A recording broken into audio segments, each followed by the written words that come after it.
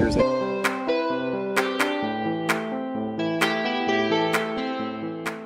Let's go ahead and get started.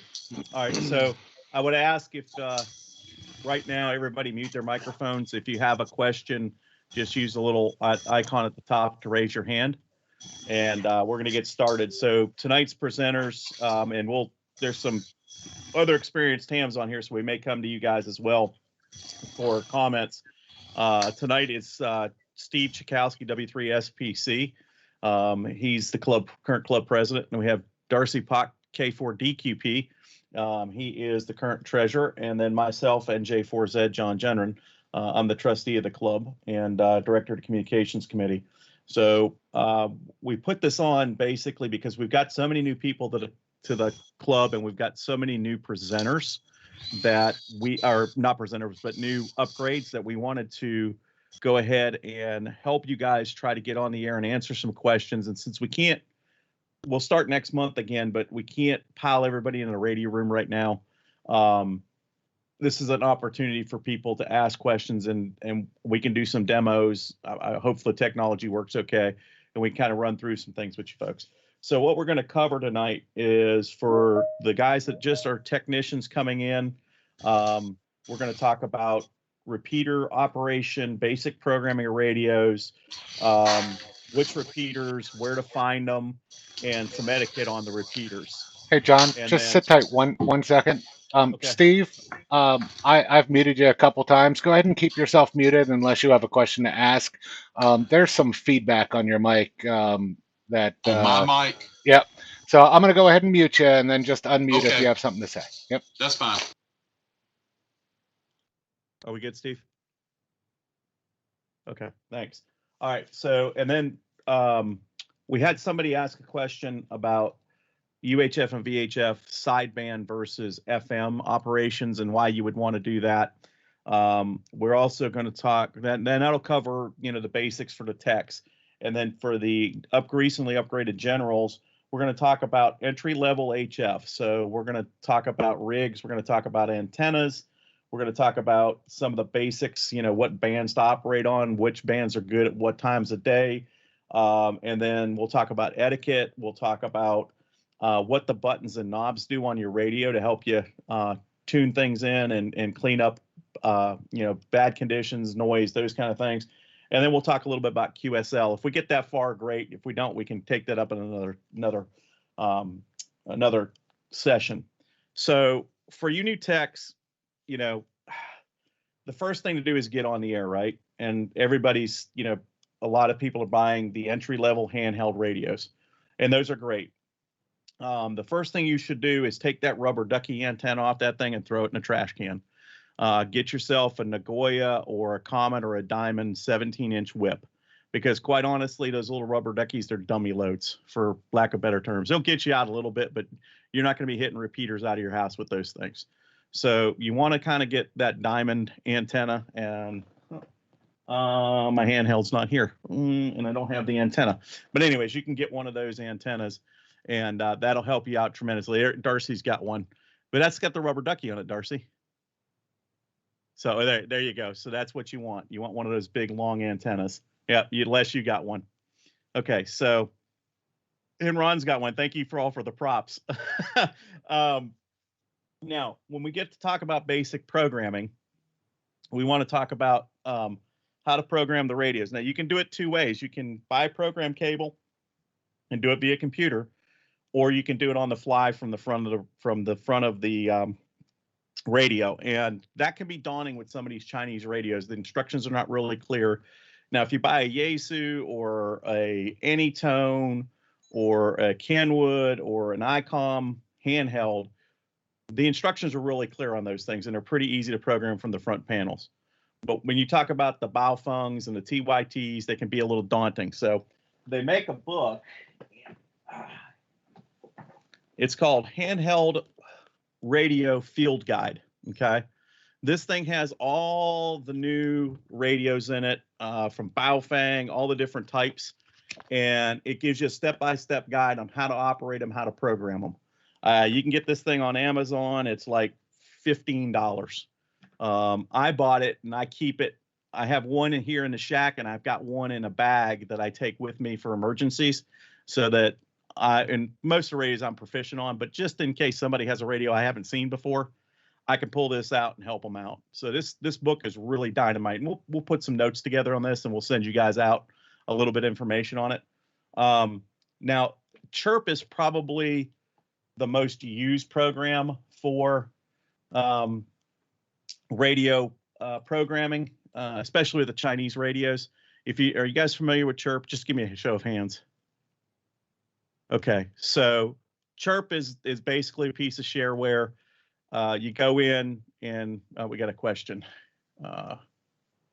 Scott, go ahead. I thought that was raising hands. Sorry, John. Yeah, no, you're good. You raised the hand. Go ahead and ask your question. No, I thought when you said raise a hand, if you knew what Chirp. Sorry, no problem. Sorry.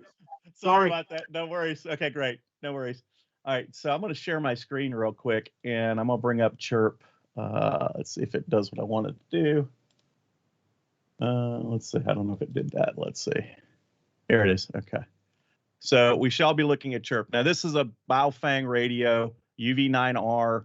I've got a couple of these. It's a waterproof Baofeng, just, cheap little radio. And I've got programmed in all the different repeaters. If you want to look for a repeater, you can go to import from data source or query data source. If you import, it's going to allow you to directly import into the spreadsheet, basically, to import the things. If you're doing query, then you're going to have to pick and copy and all of that. So I always use the import function. So you go to import, and then we go to repeater book, repeater political query, and I'm going to use North Carolina, Gaston County, 2 meters. Now you can choose any of these, any state you're going to, and hit OK. And it's going to bring up this box. It's going to tell me which repeaters are there. Now, some of those repeaters may be digital, and it's very hard to tell from here.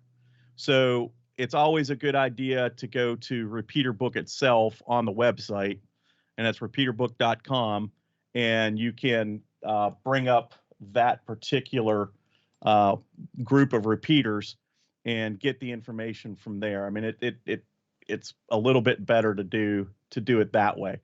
Let's see, I got to get back to, how do I get rid of this sharing here?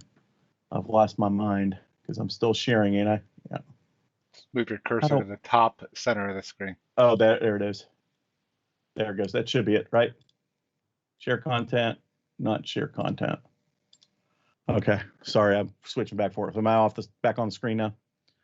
Okay, so that's basic, and then you're just going to upload that to the radio. Basically, if you got a brand new radio and you've not done anything with it, it's going to ask you to download what's on the radio now, and it'll put in a format for you, and then you can go ahead and change that format using the query and bring in the repeaters and then push them back out. Is that clear? Kind of? Does that make clear as mud? Okay. So when we start talking about which repeaters do I program, the best thing to do is, once you figure out which ones are digital, obviously in an analog radio, it's not going to work for you. So I would program, if you're in a repeat area like Charlotte and Rock Hill, I'd pick the surrounding counties and put all those repeaters in, and then start listening. And you'll figure out pretty quickly which ones are busy and which ones aren't busy. And the ones that are busy, yeah, then keep those, and you'll make friends on those repeaters as you check in, and run through a list of local nets. You can find them on the different websites for the clubs and have those repeaters in there. Now, if you travel like I do for business, what I did is I go to Atlanta, I go to Charleston, I go to Raleigh, I go to the beach, I go to Fayetteville quite a bit, Columbia. So I just mapped out my routes, and I programmed my radio with all the repeaters are on that routes. And I listened as I went down through and made a mental note or wrote something down that told me which repeaters were active and which repeaters weren't active. And I went ahead and built a set of programs or codes that I can drop into a radio when I'm traveling. So when I went out to California year before last, because last year I didn't travel at all, but I had to go out to San Diego, and I was going to be out there for a week for business. I went and found all the repeaters in the San Diego area and in the area I was at, and saved that file. And then I just downloaded the radio. When I got home, I dumped the file, but I still have it on the hard drive. So it's always a good idea to keep those things if you travel a lot. And that way you always have your handheld program. You just drop whatever you want on it, right? And if you carry the little book with you, or you're very good at remembering how to program from the front panel, you can get a little repeater book or use the repeater book app on your phone and pull up the repeaters in the area, and you can hand program them in. So, but it's all about, you got to kind of listen, because unless you know other hams that say, okay, this repeater is busy, that repeater is busy, but that changes too. So, up until about 6 months ago or 4 months ago, the WBFB repeater 145230, which is on Spencer Mountain in Ranlow, was a really, really busy repeater. Well, some people got upset with some things were said on a repeater, and everybody jumped over to a different repeater. So that repeater is basically dead now. They have their nets at night, but in the morning, there's no traffic on that repeater any longer. So it's going to change a little bit, but don't be afraid to ask, other hams, hey, which repeaters you hang out on, those kind of things, and that'll tell you which repeaters you want to look at. Let's see what else we have. Okay, etiquette for repeaters. If you've not been on a repeater, it's always a good idea to listen a little bit and see what other people are doing and talking about. Earl, you have a question? Yeah, on repeaters, Yep. It's been quite a while, but I think I tried to use the one in Fort Mill, and I got the impression that it was like their own club repeater, and they didn't want anybody else on it. That can be the case, and some people don't want people that aren't club members, but the repeaters should be open to everybody. Okay. So, and it's just a piece of etiquette. Go ahead, Darcy. Yeah, if you use the Repeater Book website, which is a free website, log in. You can filter and ask for open repeaters only. They're either marked as open or private. Yeah. And you can filter on that. John, I got a couple comments. Yeah, go right ahead. Yep, come on in. Yeah, so as John mentioned, a lot of us have these radios, or have this probably was the first radio a lot of people got. And what a lot of people don't know is that these are really good if you're close by to the repeater, but I think a lot of people have kind of expectations that this will reach out and hit a fair distance, and they will. But you can always, like John mentioned, take this and hook it to a mag mount antenna, put it in your vehicle. You can put it on a pie plate in your living room, and that will get you further out than just the little rubber ducky. I travel a lot. I say a lot, but I always take a handheld with me, just regardless. And like John said, dumping your repeaters that you're going to go in the area that you're going to go to in your handheld is really good.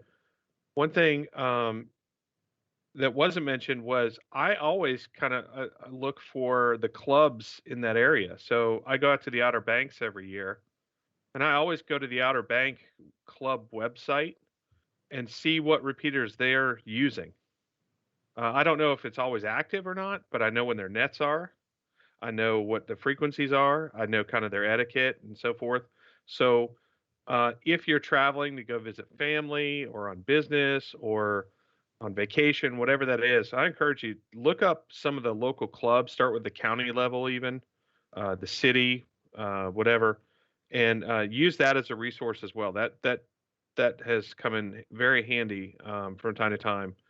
Repeater Book is a great resource. It's updated sort of by the public. So you, me, as a registered user, we could mention that a repeater is down for maintenance or whatever, and somebody else will hear it and bring it back, put it back online. So it's very fluid, and it's very real time. And so I'd encourage you to go out and get a Repeater Book account. They're phenomenal. You can search for repeaters that are within 10 miles of you, 20 miles, 100, 1,000, whatever, and you can use a lot of the filters. So just a couple things there, John, on handhelds. Right, and you kind of led me into something with the antennas, but I want to go to Steve and see if he has anything to add first. I wanted to ask, where I live, Mhm. there is a repeater that's probably just a couple of miles from me, but Okay. I've never, and it's the Indian Land Water Tower. I've been Okay. told that may be private. Is that a private repeater, or is that one that can be accessed? Let me take a look real quick.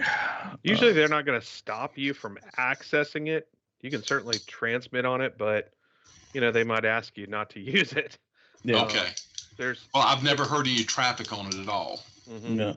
Let's see. You said There's a Indian lot of Land, that. South Carolina. Yes. That's Listed, I think, under Fort Mill, but it's on the Lancaster Indian Land Water Tower. That's Lancaster County, right? Yeah. Well, it may be listed. It may be listed as Fort Mill though, because they use the Fort Fort Mill. Mill repeater is sitting on top of the water tower. Okay. All right. So that's York County. Yeah, it's the old Fort Mill Club. That's some of the members are still around. They still maintain it, but it's not necessarily an active club. All Okay. right. So I don't see it in the York County listing. Let me look at the Lancaster County listing and see if it's in there. It's I'm trying to remember what it is. 145.310. All right. So 145.110, which is KT4TF, shows as an open repeater. That's the only repeater showing in Fort Mill. So, and there's 146.70, which is Lancaster, W4PAX, and that shows as an open repeater. So I wouldn't have any hesitation in jumping on that repeater, Steve. Okay. And if somebody tells you, hey, don't use the repeater, then don't use the repeater. Well, I'd mentioned it to one other person, and then they replied back to me. They said they thought it might be private, so that's the reason I. Yeah, no, it That's shows it's fine. open. It shows it's open. Okay. Earl, you had a question? Well, I was just going to say, is he talking Go about ahead, the Steve. 145.110 repeater? Yeah. Yeah. Yeah. Okay. Yep. Go ahead, Earl. No, I'm good. You answered my question. Okay. Bill, you have something? Yeah, I got a question. You talked about when you travel or on vacation, looking up for the clubs that are in the county or city where you're going. What source of information do you use to find that data? There's a couple ways of doing it. One is the good old Google search. You just look up amateur radio clubs in the town you're in or the county, and they'll come up. The other is to go to the ARL. The ARL lists all the affiliated clubs. So if you go to arl.org, is it org or .net? It's org, isn't it? Yeah. And they have a listing there with all the affiliated clubs. So if they're an ARL affiliated club, which I think most are, you'll have the ability to look up those clubs. Did that answer the question? Yes, sir. Thank you very much. Les, you had a question? Yeah, I went to Florida last week fishing with my son-in-law and some guys from work, and I used the method that you described, just going to repeater book and downloaded all the repeaters between here and there, and then all the ones around St. Petersburg. Mm-hmm. But I have watched a YouTube video on RT Systems website or YouTube site, and they had mentioned RFinder had, where you could choose your route, and it would tell you the repeaters that were along the route. And I was wondering if anybody had ever used that. I've heard, that some of the repeaters aren't listed on that website, but it's supposedly the ARRL, official website.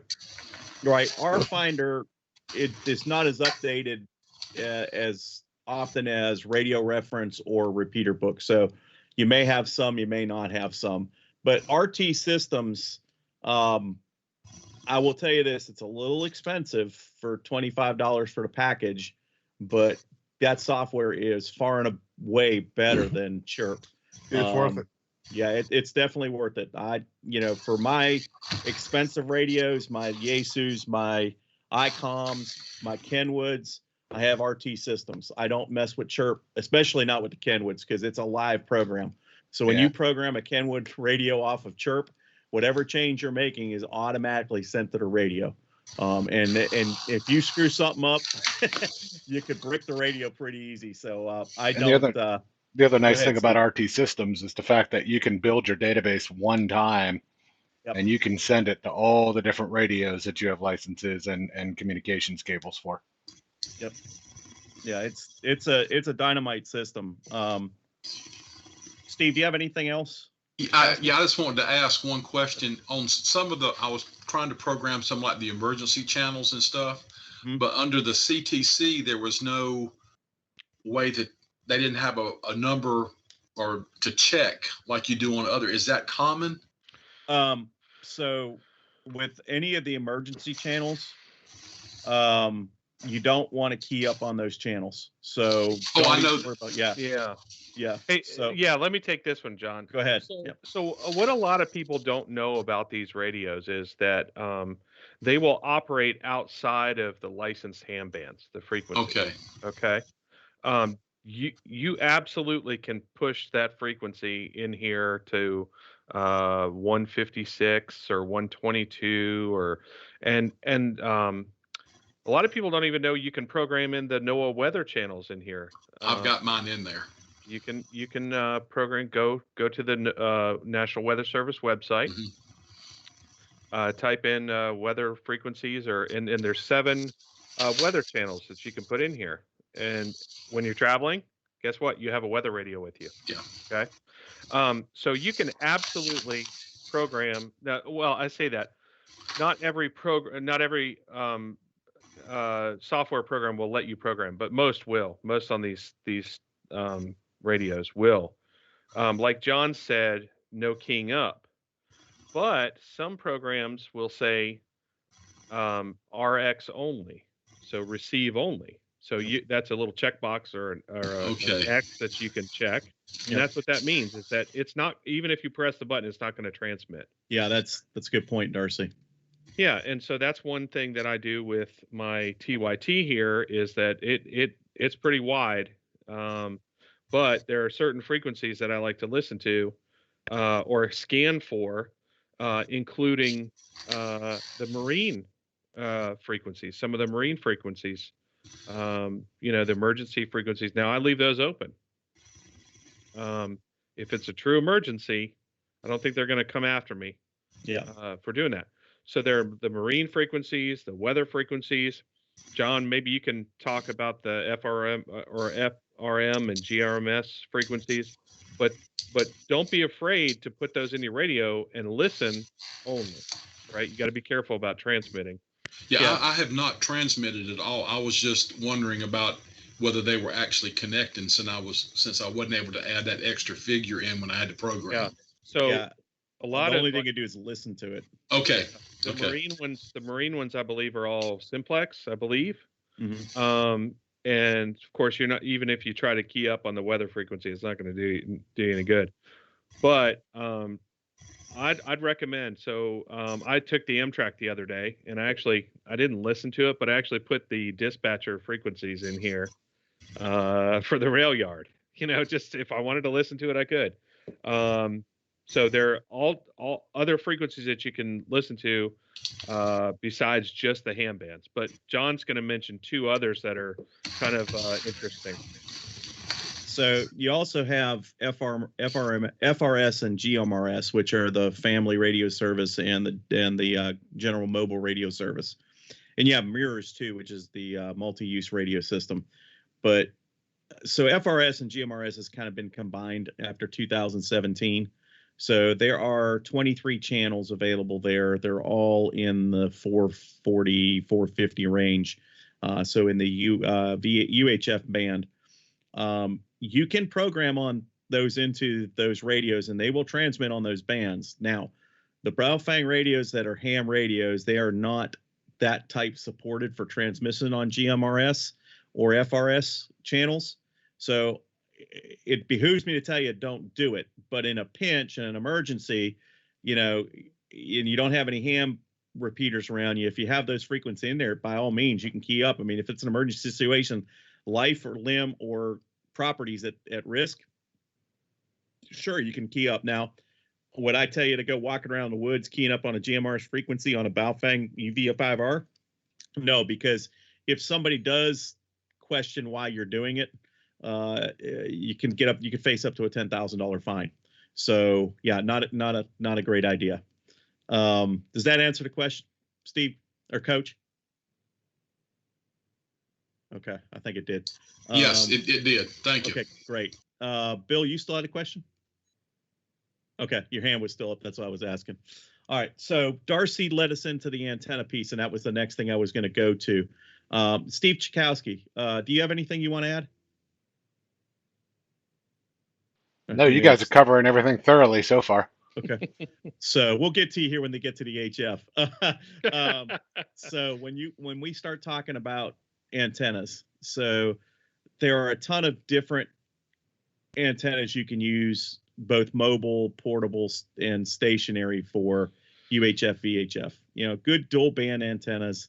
You can put them in an attic. You can put them on the roof. You can, put them on a pie plate or a file cabinet if they're mag mounts, and they all work good. And even a 5-watt radio, if your feed line is short enough, you're not going to have too much loss, and those things have some gain to them, so you're going to be able to use it. So, like in emergency situation, when we have lightning and thunderstorms, and the weather nets are brought up, I don't use my rig here in the shack. I have a Go box, and I set that up, and I have a mag mount antenna I keep near the Go box that gets put on either a pie plate, or I've got a file cabinet, a steel file cabinet. I could toss it on there, and I use that radio because it's inside the house. Okay. The chances of lightning, I'm going to have bigger problems if lightning's coming to that antenna and hitting the house than I do, than I have to worry about than just it hitting the radio. So, you can, there's 100 different ways to skin the cat for mobile antennas. I mean, you can do mag mount, you can do through window, which I don't recommend, but if you're real picky about your car and that kind of stuff, you can do through window. You lose a lot, but you can do that. I use a fender mount, a no drill fender mount. It mounts on the front fender of my truck, and I've got a screw in antenna. Mag mounts work perfectly fine. The cable's thin enough, it'll go through the weather stripping on the door. And then for home use, if you're talking repeaters and you're not worried about throwing a signal way out for simplex, an antenna in the attic's fine. It'll work just perfectly for what you want to do. You could put a dual bander outside. You can put a J pole up in a tree. There's plenty of options there for antennas. We could talk all night on antennas, but I mean, does anybody have any specific question regarding 2-meter 440 antennas, dual banders? Okay. The only thing that I would add to that is, a lot of hams, especially when they first start out, they're on a budget and trying to do things, as inexpensively as possible. And I will say that, antennas, you'll quickly learn, especially when you buy the commercially made ones, they come in all sizes and all costs. I would say for a fantastic outside or attic antenna that's got a good amount of gain, that's built well and very reliable, and they're very affordable, Tram has 2 antennas in particular that they sell even right at buytwowayradios.com. It's their 1480 or their 1481 antenna. The 1481 is a behemoth. It's like, 13 feet tall or so. So fitting it in the attic might be a challenge. But I have both of those antennas, and they're both excellent performers. And even the highest gain, the 1481 one that we even have outside at the clubhouse on the portable trailer, if you've seen it. That antenna's got fantastic gain on 2 meters and 440. And that antenna could be had for, like $70 for the performance. It's absolutely fantastic. And where did you say those were? So we have a predominantly commercial radio dealer here in Rock Hill. But they also sell some ham equipment. It's buytwowayradios.com. Yeah, that's where I got my radio. Okay. Yep. And they stock both of the Trams. And they also stock some Diamonds as well. Diamonds are made a little bit better. I mean, they're made in Japan, engineered in Japan. Tram basically just copies them. But you definitely pay a premium for Comet and Diamond, which have some of the best reputations for VHF and UHF antennas. Yeah, I'll say I'll give another plug for Arrow antennas. They make a phenomenal J-pole antenna. It is a solid aluminum manufactured antenna. I've got one. I've had one for years. I have the portable version. Arrow antennas is another good one. The guy makes them, hand makes them in his shop, and wouldn't be afraid to get one of those. An Arrow J pole. It's a dual band J pole. Yeah, and the other thing is if you do use buy 2A radios here in Rock Hill, make sure you use the code YCARS in your order, because we get a 5% discount if you're a member of the club. So, anyways, getting back to antennas, that's going to lead us down a different road. And I know we just had somebody else join. Kyrita, how are you tonight? I am doing very well. How are you guys tonight? Great. Welcome. Rita's a friend of mine, and my wife's from Florida. She just got her ham license, and I invited her to join us because she's learning very quickly. She's drinking from the fire hose like the rest of us. So that leads us to a question regarding single sideband and FM transmission on 2 meters. Okay. So single sideband on 2 meters is kind of an odd bird. There aren't many radios that are made to do it any longer. You have the 9700 by ICOM. You've got the 991A by Yaesu. Kenwood doesn't make a Shack in a Box anymore. Steve, do they? They killed off the TS2000, didn't they? And they killed off the 480. So I don't think they make one anymore. But so there is the ICOM 7100 as well. Yeah, the 7100. That was the one I was missing. So, and then you'll have some folks that run a little different radios. Like I run a Flex here, and it has a transverter port where I can put a 2 meter radio that actually hangs off the back of my main rig and the radio sends out on 10 meters. It hits the transverter, which changes it to 2 meters and sends out the 2 meter signal over the antenna. And then when it comes back, it reverses the process. It comes in 2 meters, goes to the transverter, and out 10 meters back to my rig. So I can use my Flex radio to transmit on 2 meters FM or single sideband. Now, single sideband on 2 meters, it's mostly people collecting grid squares. So when we have, they have real high gain antennas, those kind of things that they're using, directional antennas, and they're looking for tropospheric ducting. So you'll get inversions in the atmosphere that allow that signal, because as we all know, 2 meters and 440 and even 220 is all line of sight, right? The reason we have to use repeaters is because we can't bounce it off the atmosphere. The one exception is when you get tropospheric ducting and you get 2 layers of air that are different properties, and that signal get caught between those 2 layers of air, and it'll transfer. And some people can bounce it, a couple hundred miles. It's kind of an oddball. And you can do 2 meter simplex sideband, and you can do 2 meter simplex FM. A lot of us are FM simplex junkies, like I am. I love to see how far I can go with an FM simplex signal, and it's great for emergency communications. That the repeater goes down, you want to be able to still talk. So even though you may be able to not get all the way out to the western end of York County, there may be somebody in between you, and you can relay the messages. But we also hold a 2 meter simplex net. Okay, so once a month, it'll be next Friday, right after our net, we will have the 2 meter evening net. We have the 2 meter monthly simplex net. And so we'll call for stations to check in, and it's a good way to check and see if you can hear somebody. So, you may not hear everybody, but you may hear 1 or 2 stations. And if you can hear those stations and they can hear somebody else, you can relay those messages back and forth. So it's very important to practice that skill.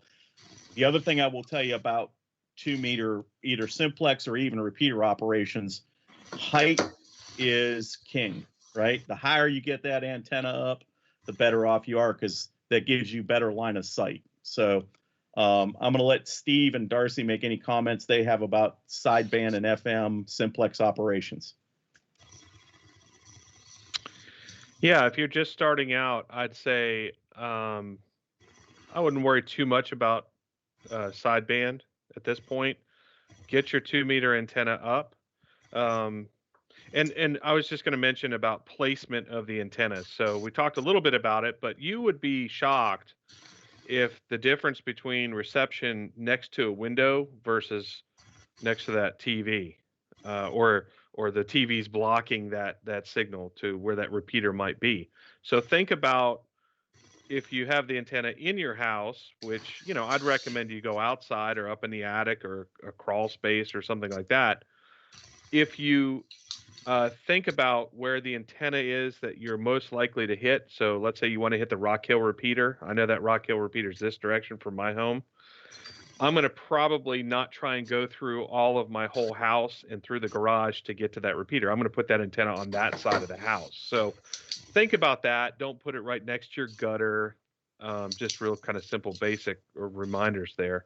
But I would not hesitate to try. The mag mount's probably the easiest one, but try some of these other antennas that we talked about. I think you might be surprised at the difference in reception that you get. So just a couple notes on that, John. Great. Thanks, Darcy. W3SPC, you have anything? No, Darcy took my comment. So, All right, we're gonna switch this up. We're gonna let you go second or first the next time. So the last thing I want to talk about for UHF VHF is etiquette on a repeater. Okay, so the repeaters are open for our use, and when you use a repeater, the best thing to do is, you know, listen to see if anybody's on there, obviously, first. If there's no traffic on the repeater, key up and give your call sign. So everybody knows what my call sign is. I'll key up the repeater, say NJ4Z listening or November Juliet 4 Zulu listening, and wait to see if somebody comes back to you. If nobody comes back to you, there's probably not anybody around. And sometimes people get a little mic shy with somebody new on the repeater. So you may have to try a few times, give it 20 minutes or so if you're driving down the road, or you're handheld and you're walking around. You know, you may want to try in 10 or 20 minutes and see if somebody else comes up there. If you come on and somebody throws out their call sign, you know, and it's dead air, and all of a sudden somebody comes up and says NJ4Z listening, you know, they're looking for somebody to talk to. So don't be afraid to say, you know, this is KO4MNO. I'm also listening. My name's Steve, and I'm in Rock Hill, and how you doing today? And they'll come back to you, and that's how the conversations strike up. Yeah, and you want to follow FCC rules, obviously, you know, and we all know no profanity and no trying to sell things and the business things. You know, there's been a lot of strife lately about free speech, and I think you can have a discussion about anything as long as you're civil. You know, obviously you don't want to threaten somebody or get into a blown out argument or rant or anything like that. But, you know, you have a difference of opinion. You just agree to have a difference of opinion. But then we talk about nets, you know, listen to a net for a little bit before you check in. Even if they call your group early, if you have an early call sign or a different, you know, the way they're calling their groups into the net, listen to it and then maybe come in when they do an all call. So you can get a kind of feel of the cadence of the net and how the net control is operating. And then just, you know, the best thing to do is get on the air. So you make that first call in and say, you know, this is NJ4Z. My name's John. I'm in Rock Hill, South Carolina. I don't have any traffic or I don't have any comments. I'm just going to listen. And then you do that. And then if you do have comments, then, you know, you get your feet wet, right? The worst thing you could do is get your license, get your radio, sit it on the desk, and don't do anything with it. You know, and it's very easy to do that if you're a little bit shy. And a lot of ham operators are introverts. I tend to be a little bit the opposite of that. I'm an extrovert. But I encourage you, get on the air, because that's what you studied for. That's what you are spent the money on the radio for. You know, get out there and use it. So. Anybody have any questions about etiquette before I turn it over to Steve Chakowski real quick? Yes. Yes. Is portable the same thing as handheld when they call for it? Yes. So you have portable, mobile, Yes. And then, Okay. yeah, so portable and handheld, that's basically it. Even mobile, when you're stopped, you can call it mobile, but it's actually portable at that point in time. Okay. And if you don't put portable in there, don't worry about it. And you have Echo Link and all of that as well. I mean, we can go on for hours about that. Yeah, some of that is But, legacy practice that some people still carry forth, right? So it used to be many years ago that the FCC, if you were not operating from your location that was located in the FCC database or was actually assigned to your ham radio license, you had to indicate that you were not at that location. Okay. So, mobile would mean that you're in a vehicle. Portable would mean that you're just, operating elsewhere from that location. You used to even have to, if you were outside of your designated call area, for instance, you traveled up to Pennsylvania, you would have had to have used a stroke 3 to indicate that you are actually operating in the 3 call zone rather than the 4. All that has gone away years ago.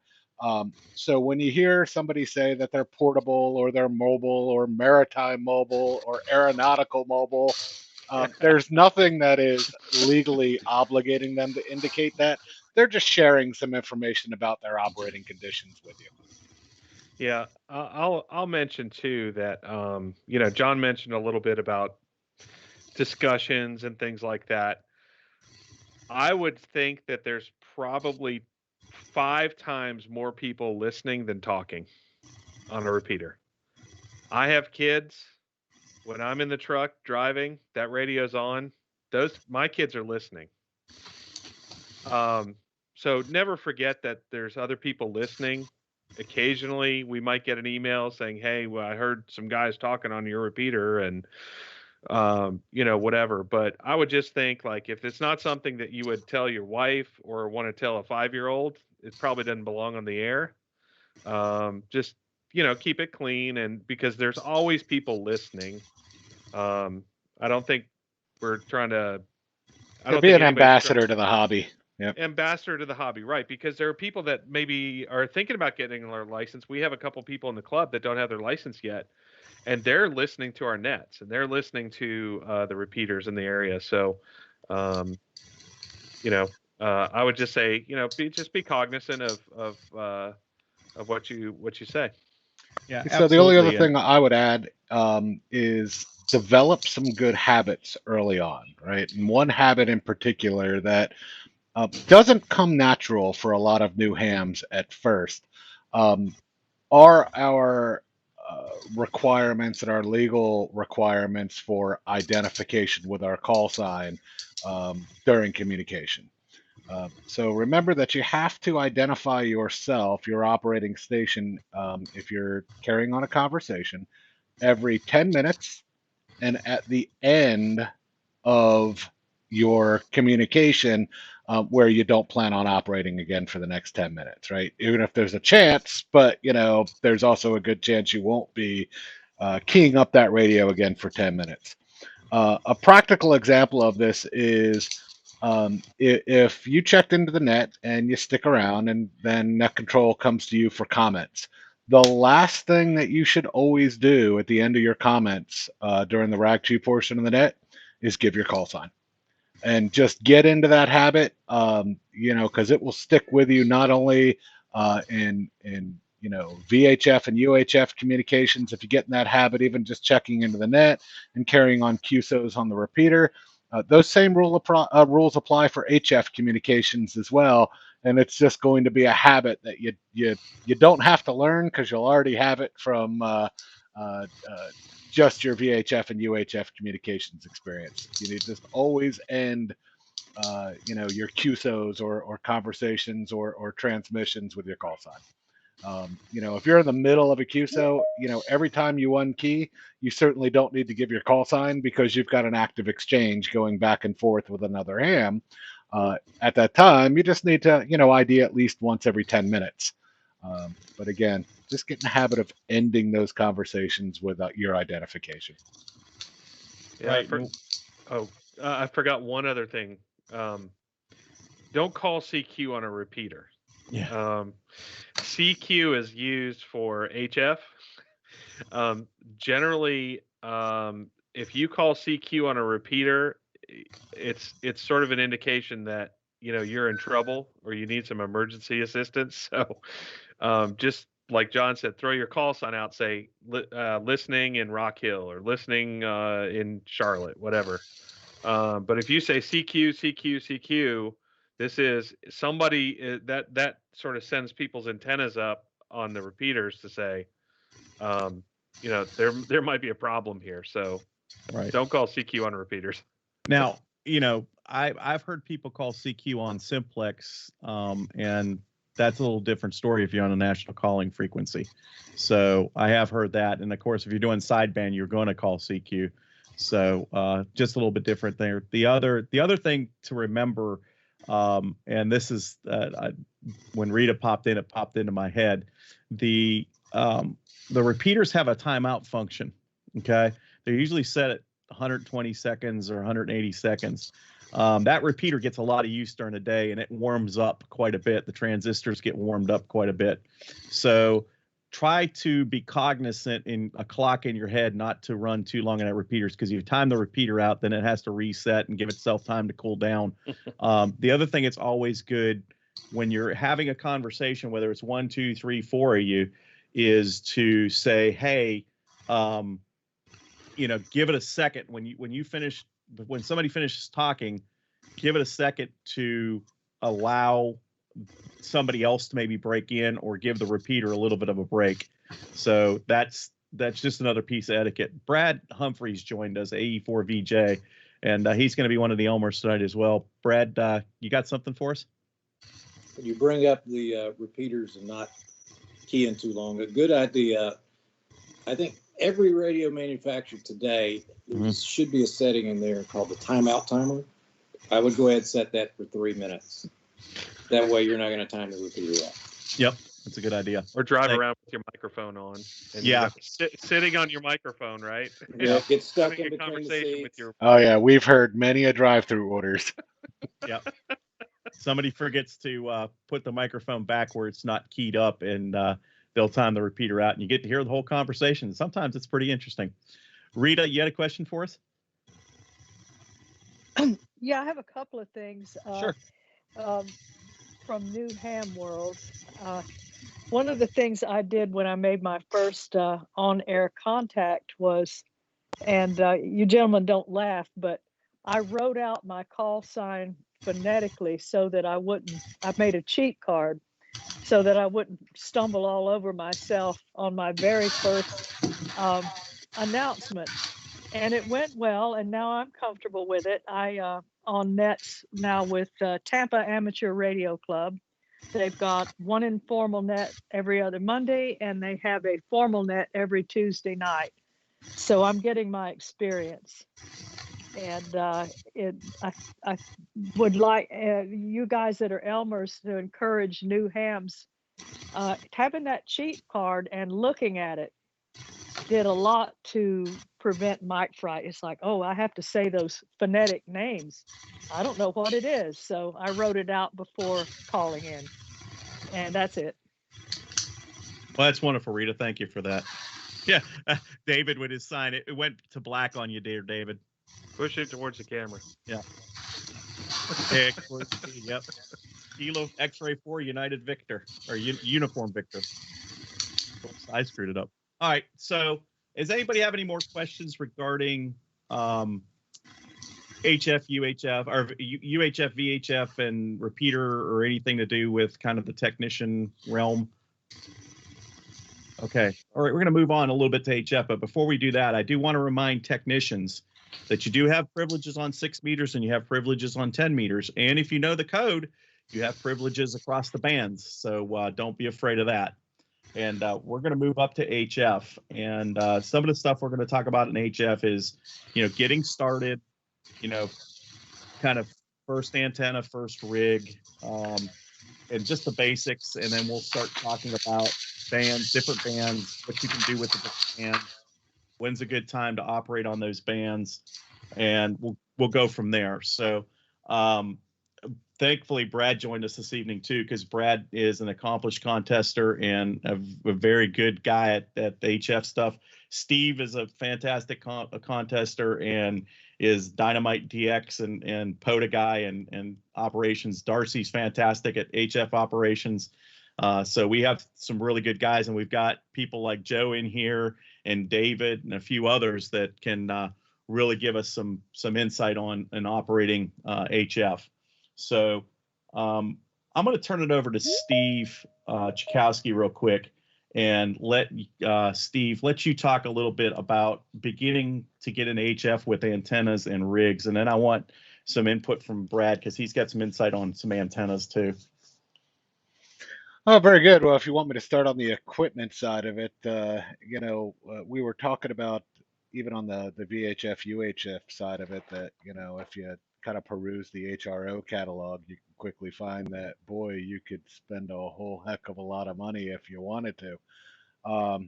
But the bottom line is, HF is almost as cheap to get started in and getting active in. As a matter of fact, it could be even cheaper if you wanted to build a little QRP radio yourself from a kit or homebrew it. And antennas, most hams start with very basic and simple antennas that are some variation of a dipole, as long as they've got the room for it, right? So, basically just some copper wire thrown up, either in the trees or, strung off their house to a support pole somewhere in their yard. Or, they turn their rain gutters into antennas, as some form of dipoles or folded dipoles. And that's where most hams kind of start. And then when they feel like they've kind of outgrown the performance capabilities of those simple antennas, do they open up the checkbook and start to try to get more performance.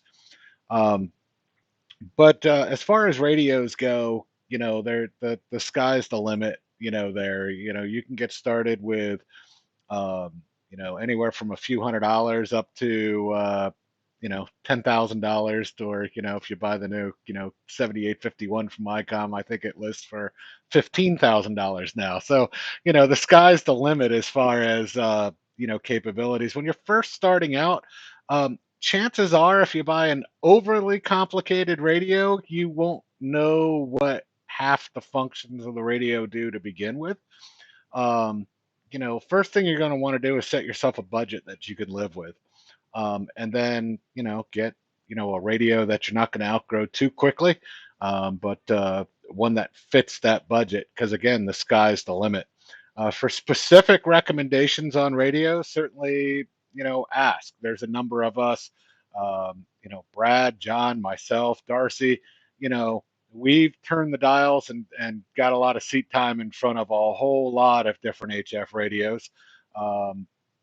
And we can kind of give you our personal opinion, but one thing you're going to quickly learn about hams is, everybody's got an opinion. Everybody's kind of got brand loyalty. You're going to have your Kenwood guys, your ICOM guys, your Yaesu guys, and everybody's got an opinion about what they think is best, even at a particular budget.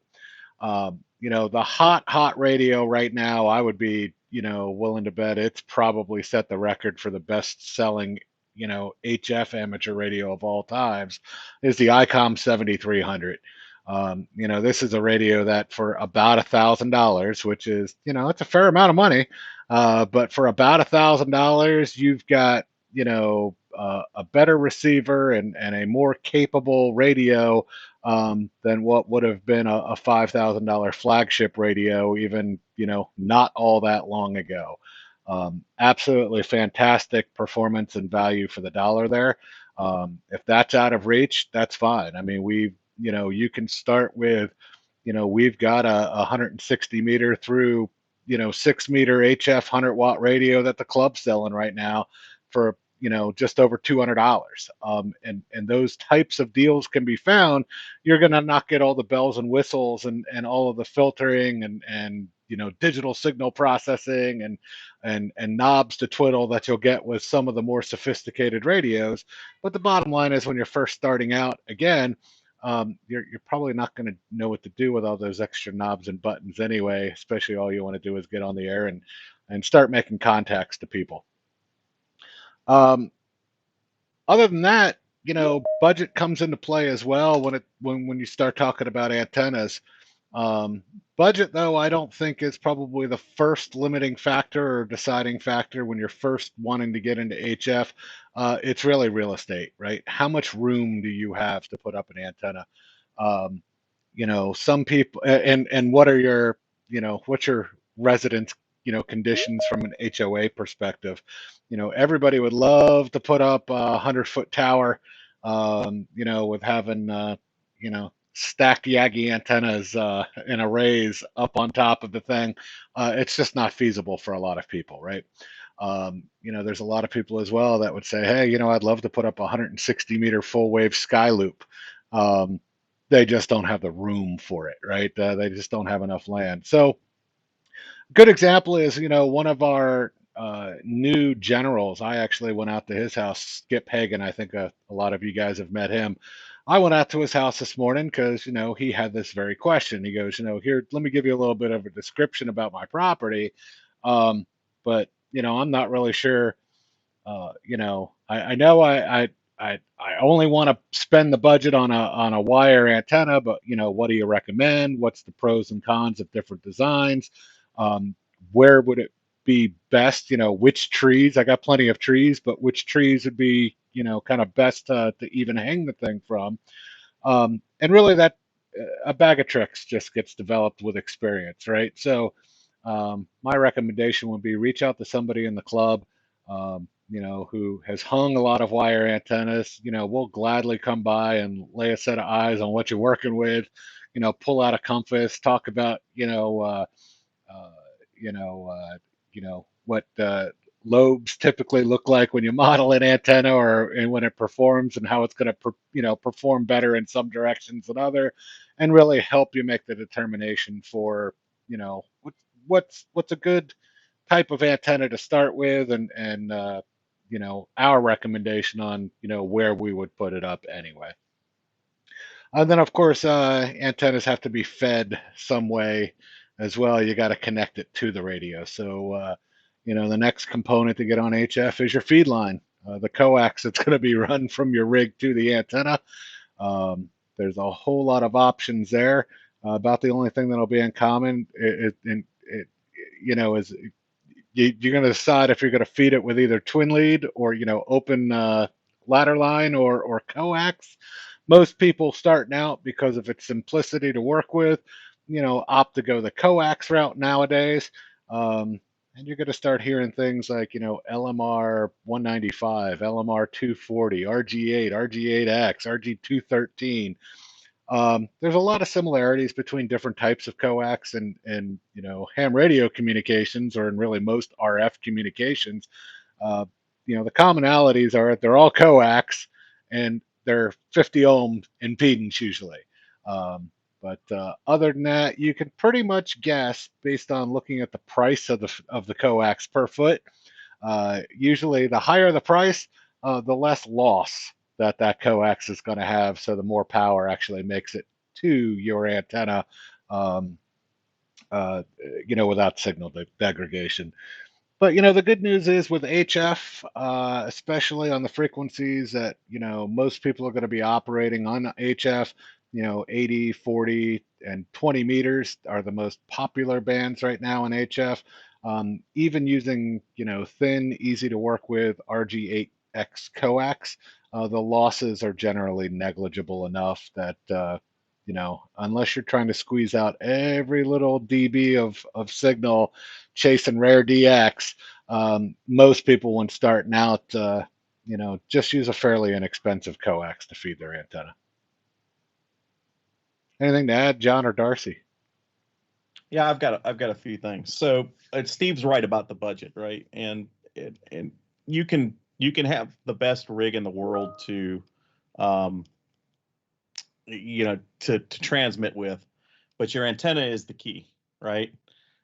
If the signal's not getting out, if your antenna isn't efficient, you're not going anywhere. You're talking to yourself or the air, right? Or you're talking really local. So, spend money on an antenna if you're buying a manufactured antenna. Put a lot of budget into that. Now, that being said, building an antenna can be very satisfying, and you can do it very inexpensively and build some very good antennas. I have built everything from simple dipoles to loops to vertical arrays for very little money. And if you're willing to do the work, you can accomplish a lot. And then if you're in an HOA, you're going to have to get creative. I mean, there's just no way around it.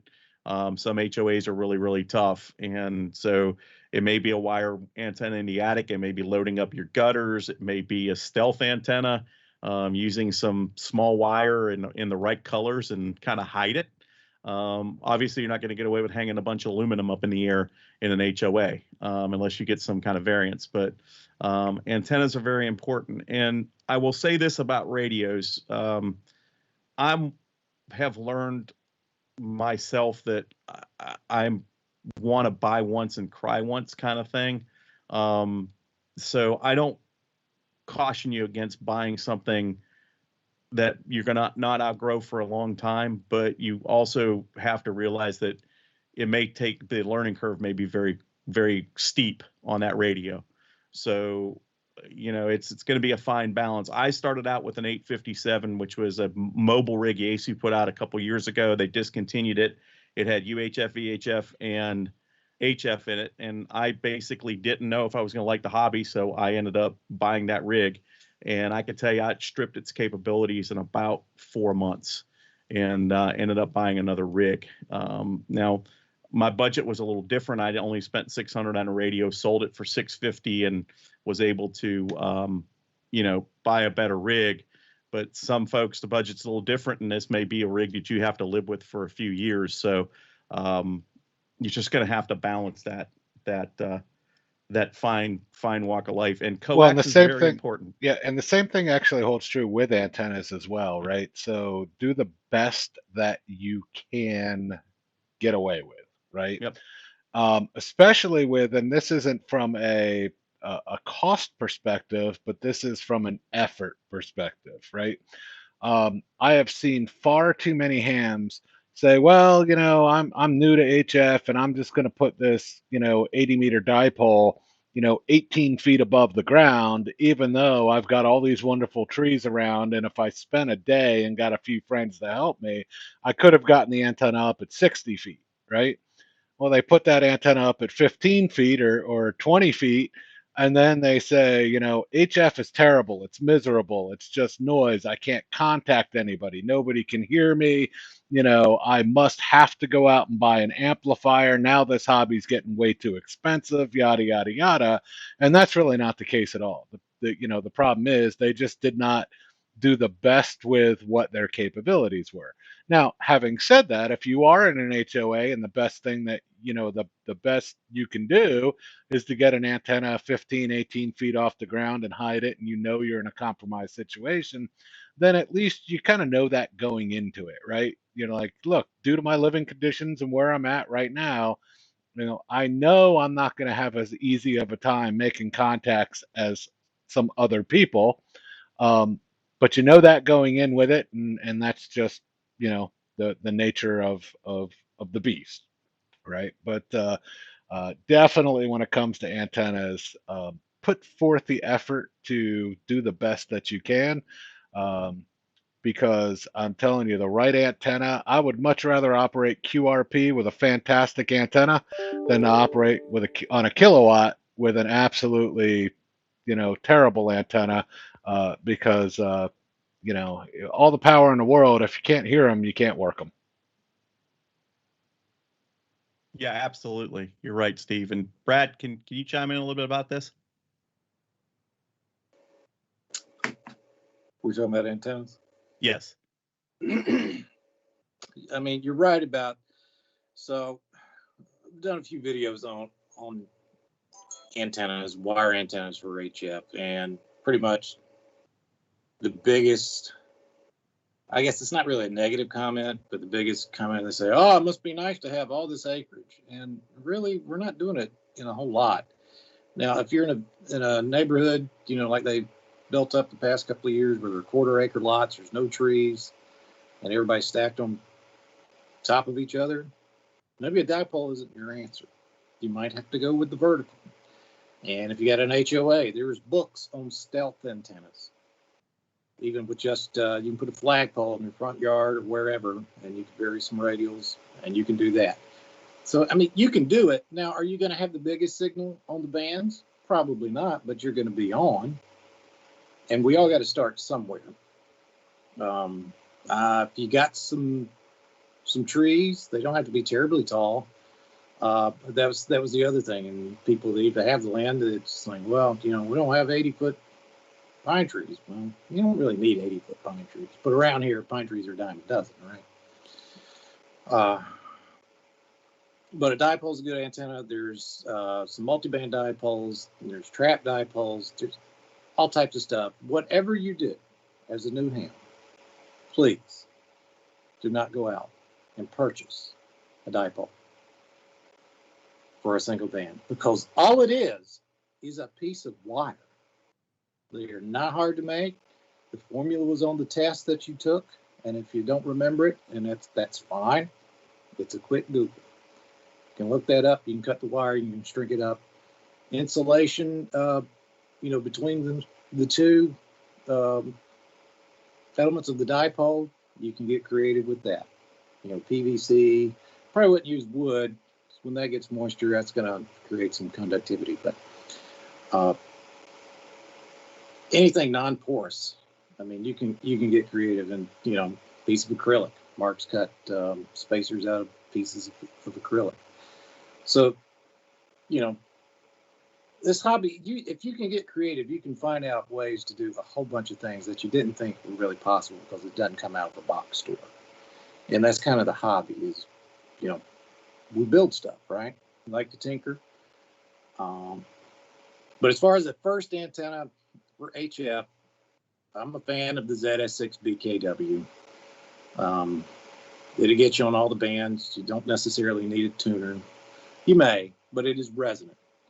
And resonance does not mean an SWR of 1:1.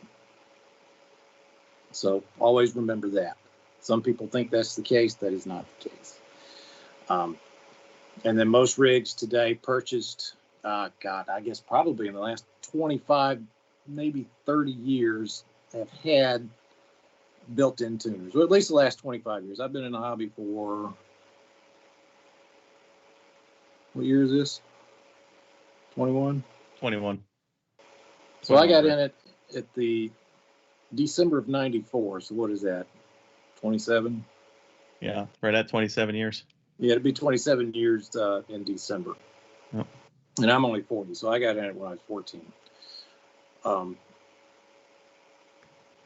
But most of the radios from at least that point on, HF radios, except for the absolute bottom of the barrel, all had tuners in them. Now, the bottom of the barrel right now, who was that, Steve? You mentioned the 7300? That's not bottom of I the wouldn't barrel. say that's bottom of the barrel. No, that's No, kind of a but big break. in the price point and the hierarchy of stuff, Yeah. for a small radio, at that price point is freaking amazing. I mean, yeah, when they came out, they couldn't keep them in stock. Yeah, it's probably the best value on the market right now. The 450D used to be it, but that 7300 has absolutely covered it up. We got a great receiver. I know people that had 7800s and they say I like the receiver in the 7300 better. That's a 7800's $13,000 radio. No, we got a couple quick questions here. Go.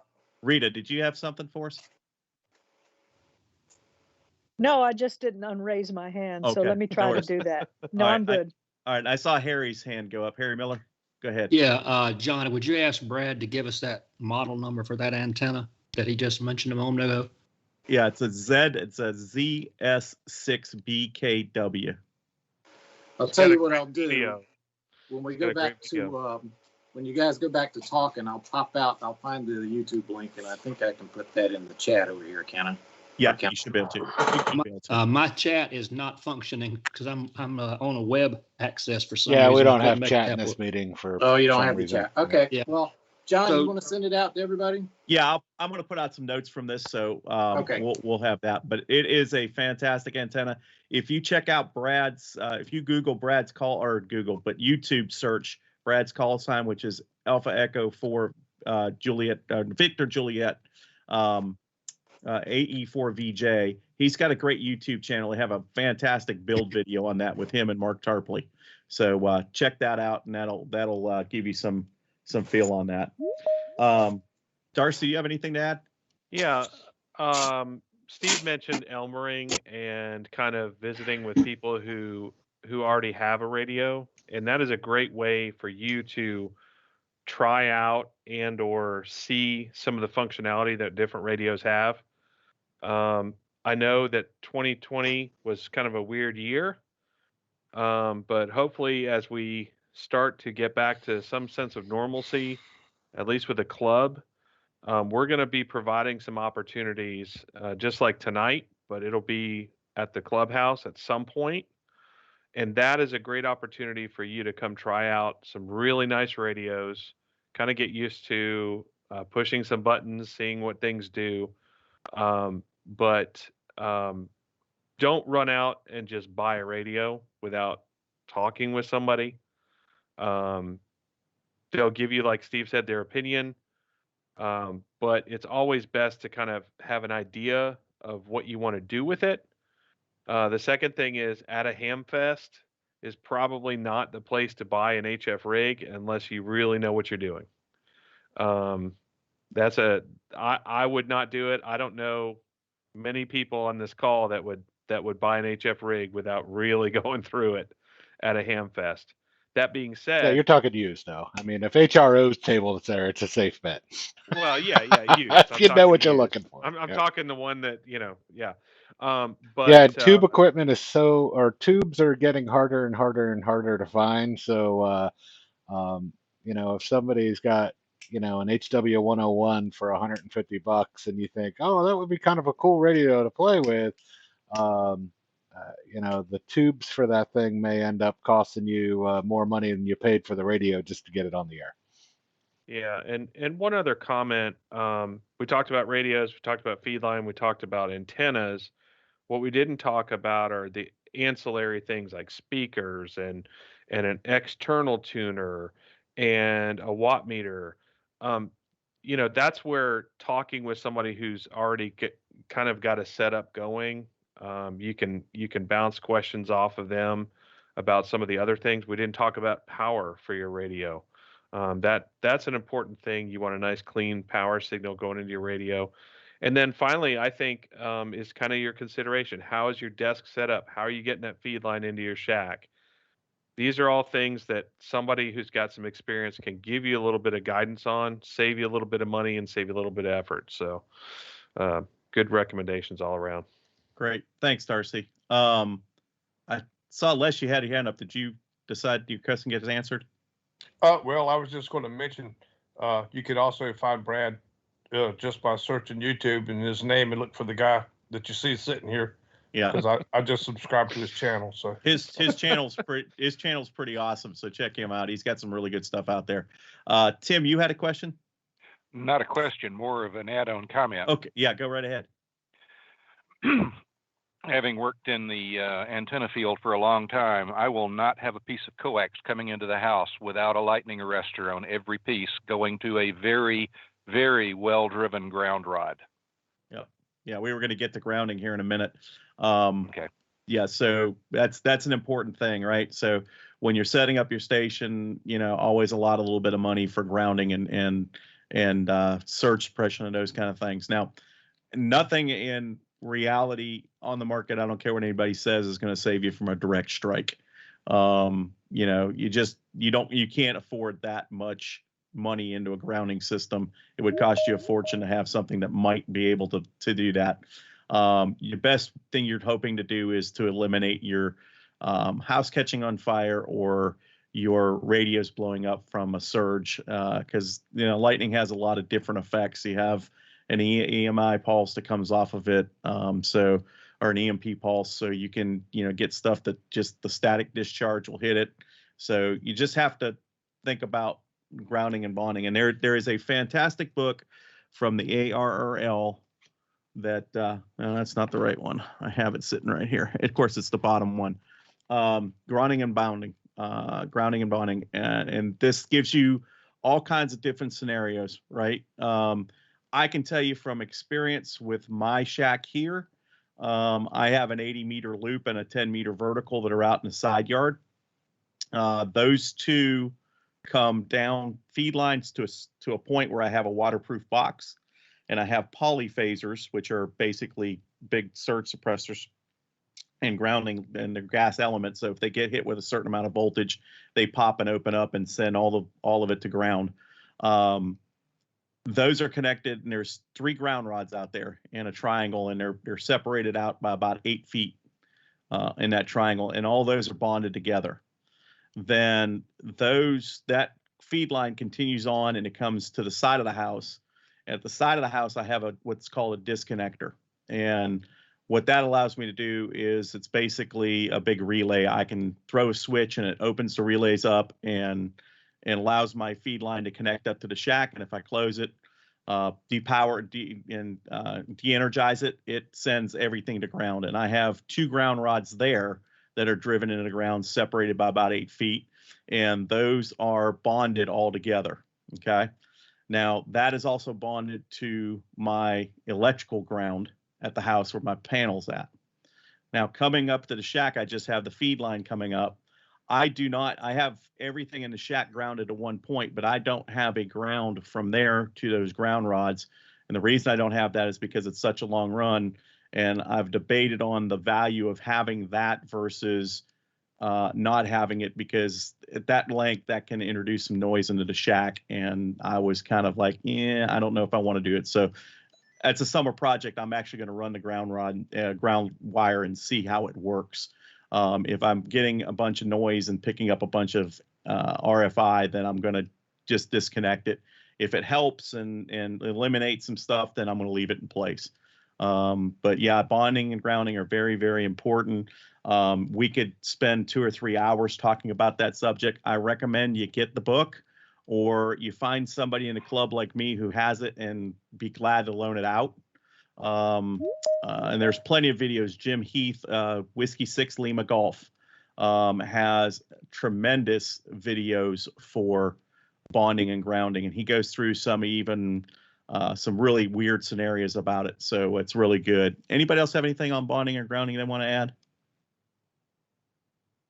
Okay. The other thing I was going to say about antennas before we get off the subject is the antenna book. Okay.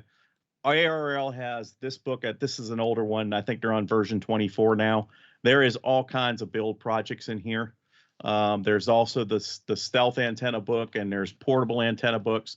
You can build a lot of antennas very cheaply. My first HF antenna, it's a funny story. I actually got my radio and didn't have an antenna, and I wanted on the air so bad.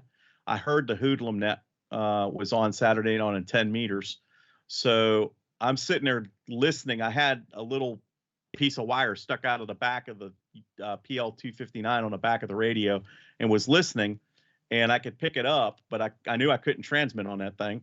So I got frustrated. I wanted to transmit. I went out in the garage and found some number 10 electrical wire, measured out what it was for a 10-meter dipole, and got a BNC connector that would accept, like the banana plugs, and made a 10-meter antenna, strung it across 2 chairs in the dining room, and transmitted. And Barry actually heard me. So, you can, if you want to get on the air, there's always a way. Anybody else have anything about antennas, rigs, bonding or grounding? About books. Yes. Christmas list for a lot of people, because we had already kind of talked about etiquette. I'll throw a couple more books out there. Yeah. The ARRL operating manual is something that I think absolutely every ham should have a copy of.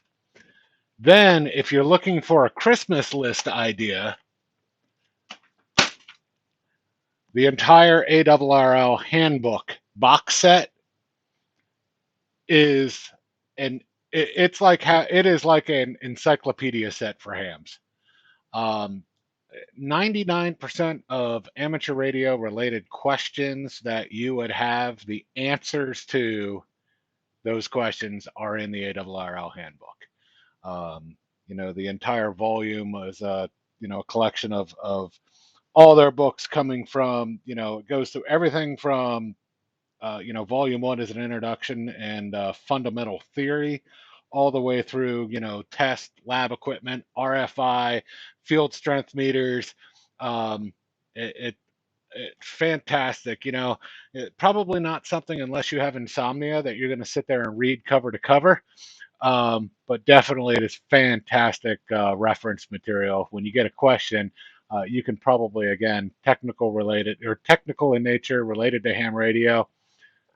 Chances are they talk about it in the handbook. Great. Yeah, I'll recommend the ARRL. Gosh, you can't even see it here. Small antennas for small spaces. Yeah, it's a good one. This is a good book. It's got some projects in it. Kind of intended for people who live in apartments or small yards. Gives some great ideas, some projects. I keep it around as a reference book, but that's a good one as well. Great. Thanks, Darcy. Harry, did you have another question? No, I did not. Okay. Ron, Thank you. Ron Thompson, you have a question? Hello, Ron. I think your mic's out, Ron, because you're unmuted, but we're not hearing you. How's that?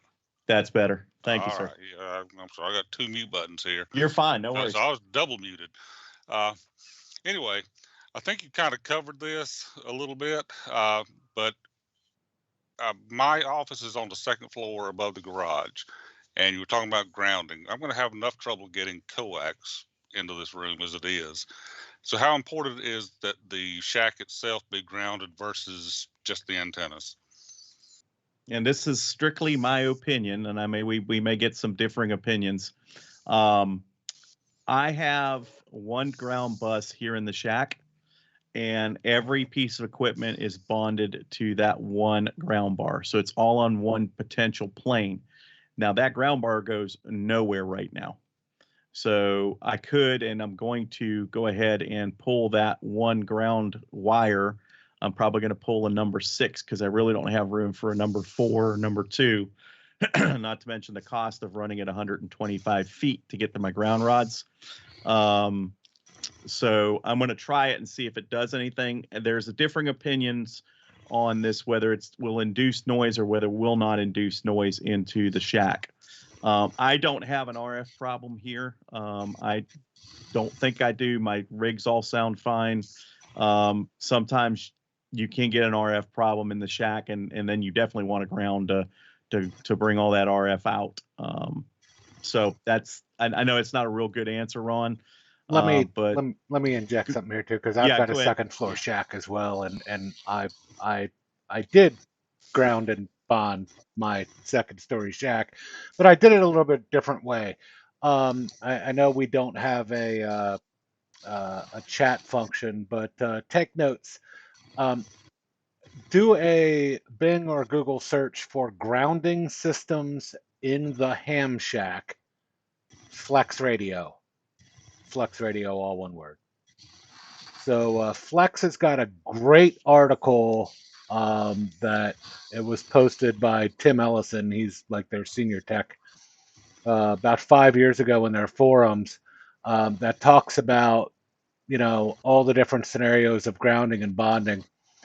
And if you then search within that article for alternative 2, it addresses the difficult situation that, you, me, and John are all in, where we've got a shack that's physically far away from ground, and we're concerned about, the performance and potential introduction of noise by running just a single piece of heavy gauge wire, right? So they've got a solution to it. There's a lot of people that debate the how well that solution works, but I'll tell you, my shack's been grounded that way for 2.5 years, and I've never had any indication, symptom any stray RF in my shack at all. And it works really well for me, and it's a viable way for doing effectively a long ground wire out to a ground rod. So again, it works for me. That's all I can say. But grounding is part art, mostly science.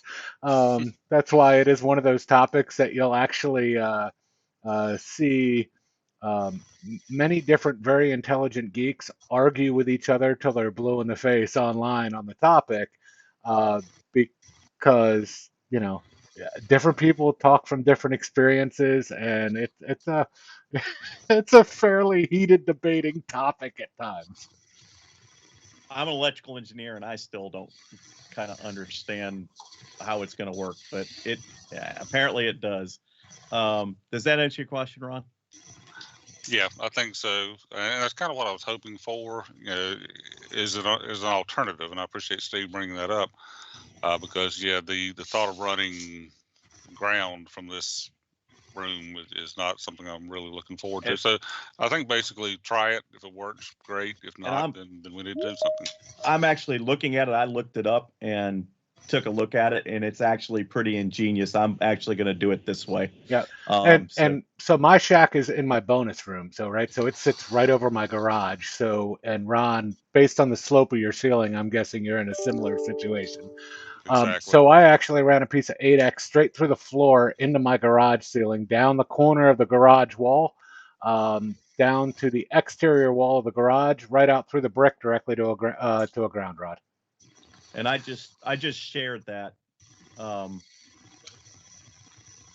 So that's what it looks like. If that helps, Ron. It does. Okay. Yeah.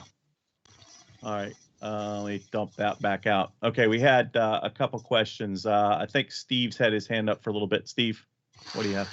Yes, I just looked on DX Electronics, and they have the ICOM's IC7100 base/mobile transceiver, and they've got it on sale for $879, and it has a $100 rebate, mail-in rebate, so it actually makes it $779 right now.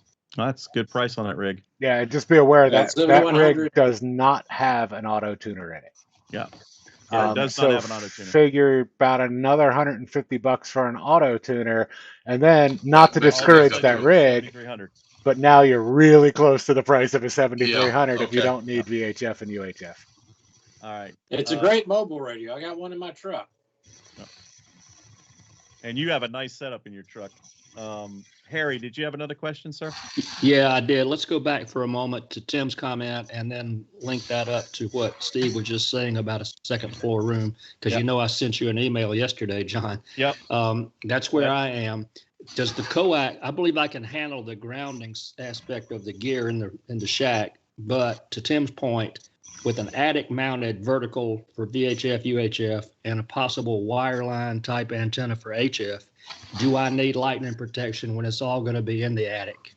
I would say no. I mean, that's, I wouldn't do it. You're going to have a big hole in your roof if you do need lightning suppression. So it's a homeowner's claim regardless.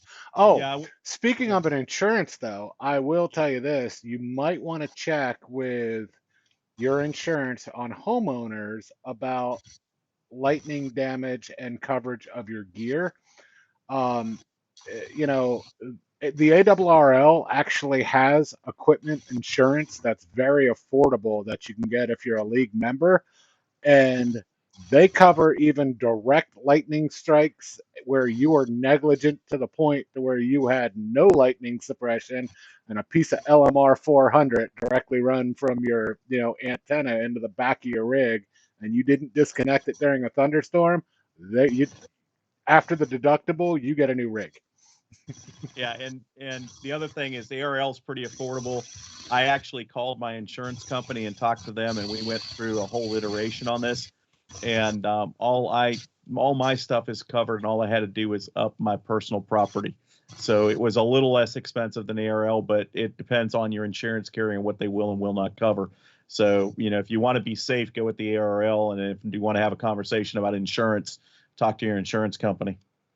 You might save a few bucks.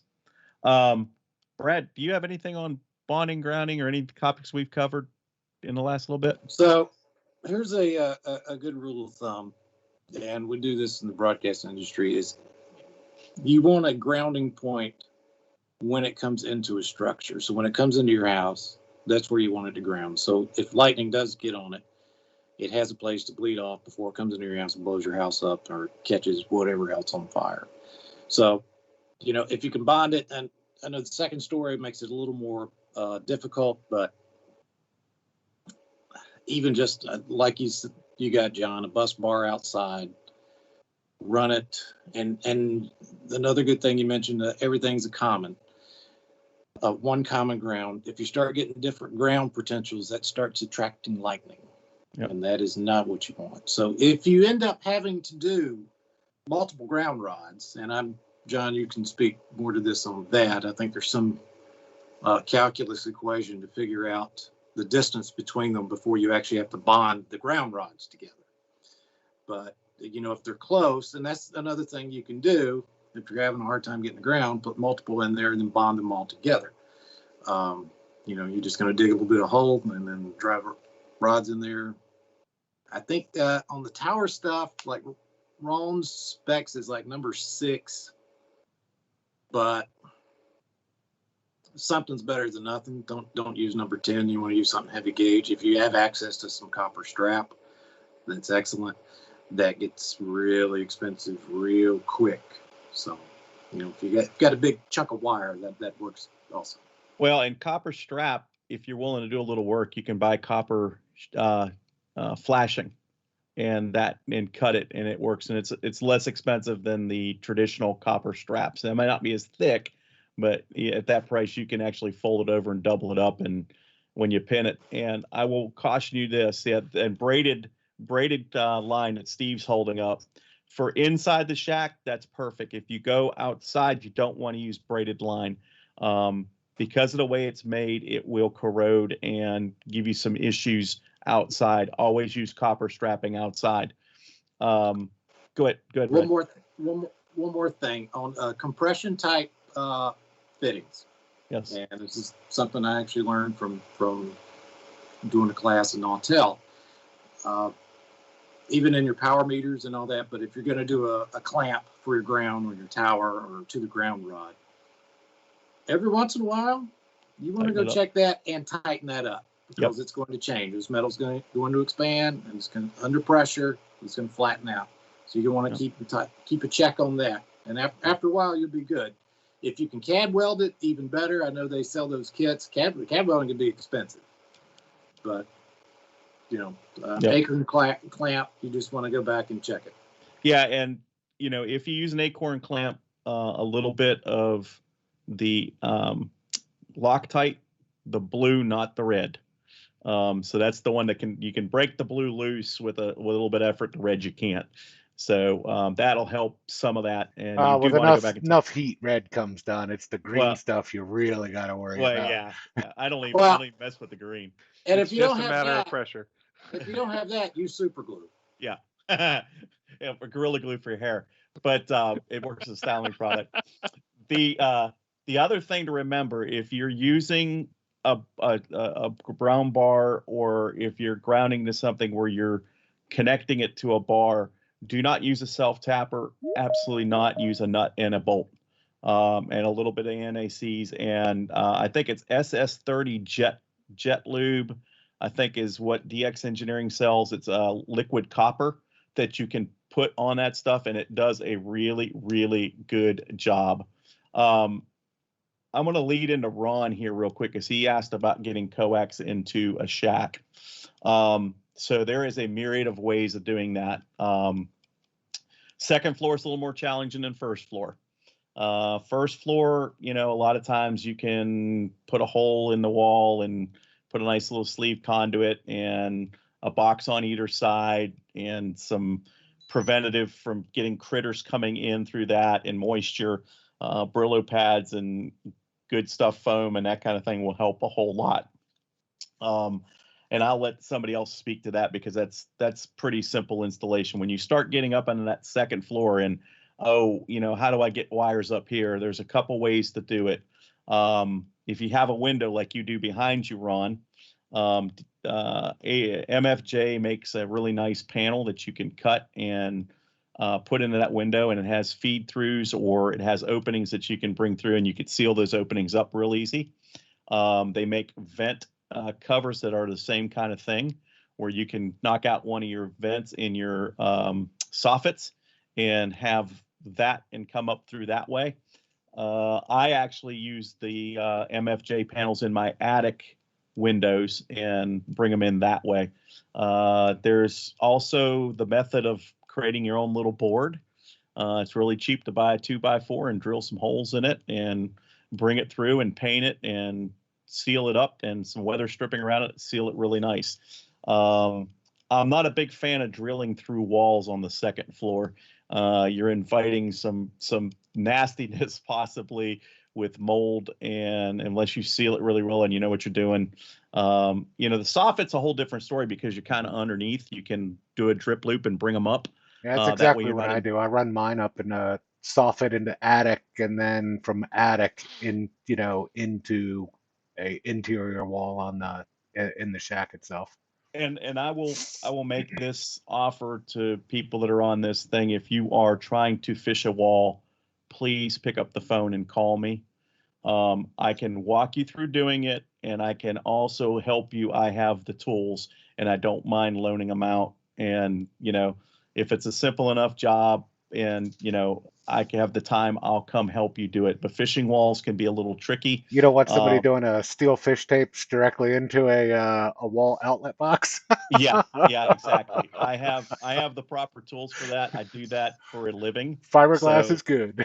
Yes, I don't have a problem helping anybody do that or walking you through it or giving you some ideas on doing that. Please do not stick a fish tape down a wall where you're not sure what's on that wall. Metal fish tape, that is recipe for hospital visit or a visit to the mortuary. Please don't do that. Hey, John. Yes, sir. Just right quick, that one behind me is on the front of my house.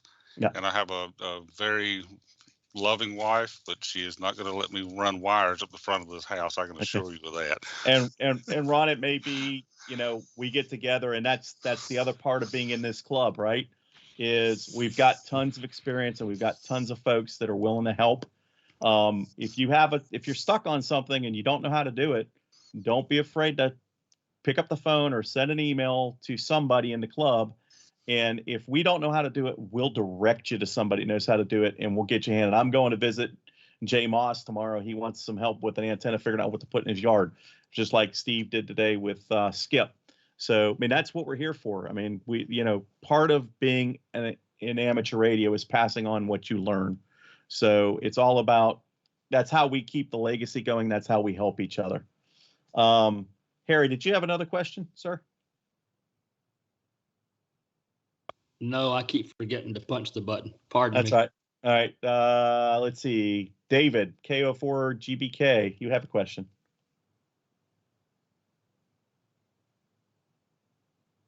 David? You're on mute.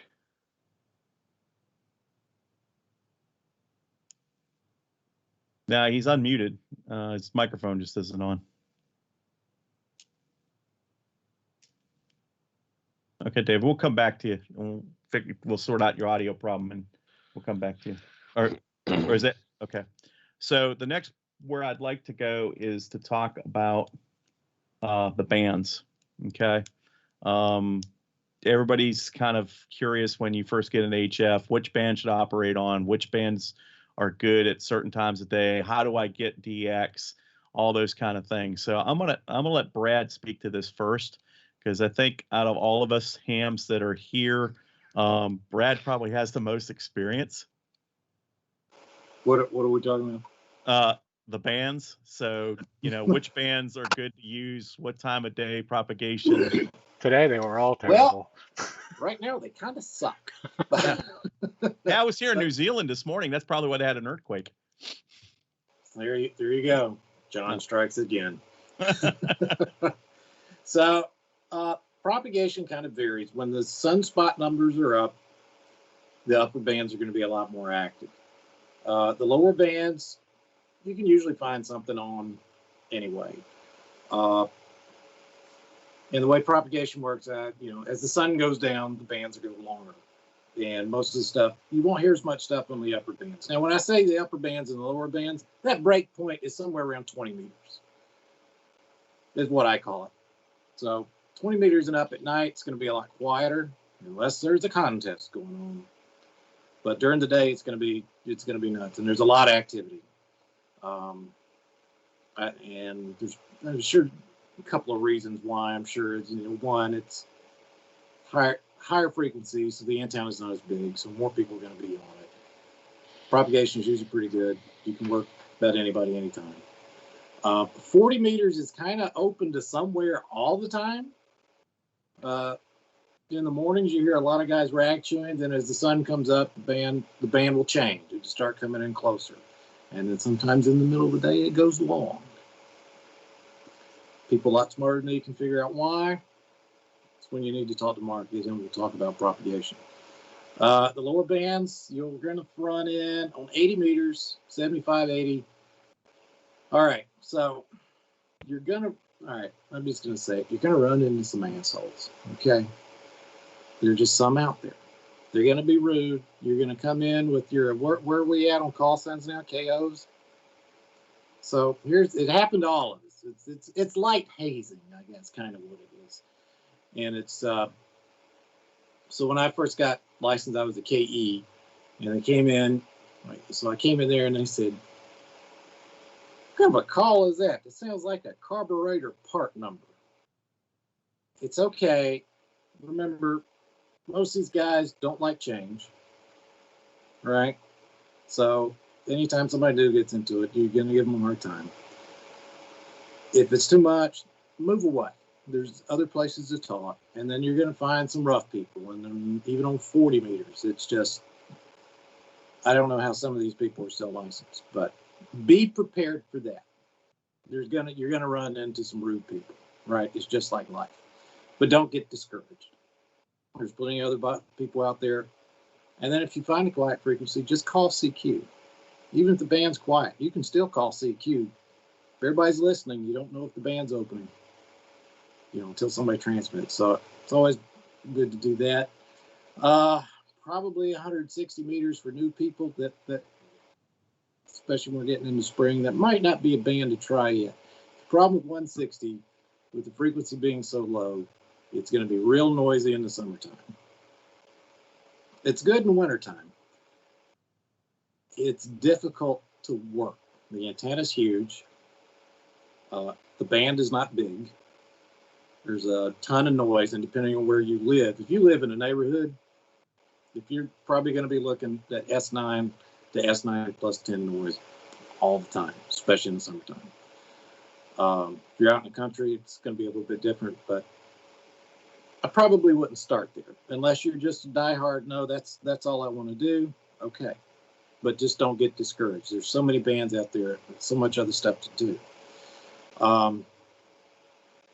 Now, it might seem like the bands aren't open. However, we have found if you hop on FT8, which is one of the digital modes, I don't know if you guys haven't covered that yet, right? All right, so FT8 is a weak signal mode. And it's kind of cool, and you guys will figure out why that is later. But if you're wanting to rack up DXCC and just knock them off, that's where to do it. But it being a weak signal mode, you will generally find somebody on, even a band that sounds dead, if you don't hear anything on it, like 12 meters, one of the wolf bands. You won't hear anything. You can go call CQ on FT8, and there'll be somebody there. It might not be a lot, but there'll be a couple. But,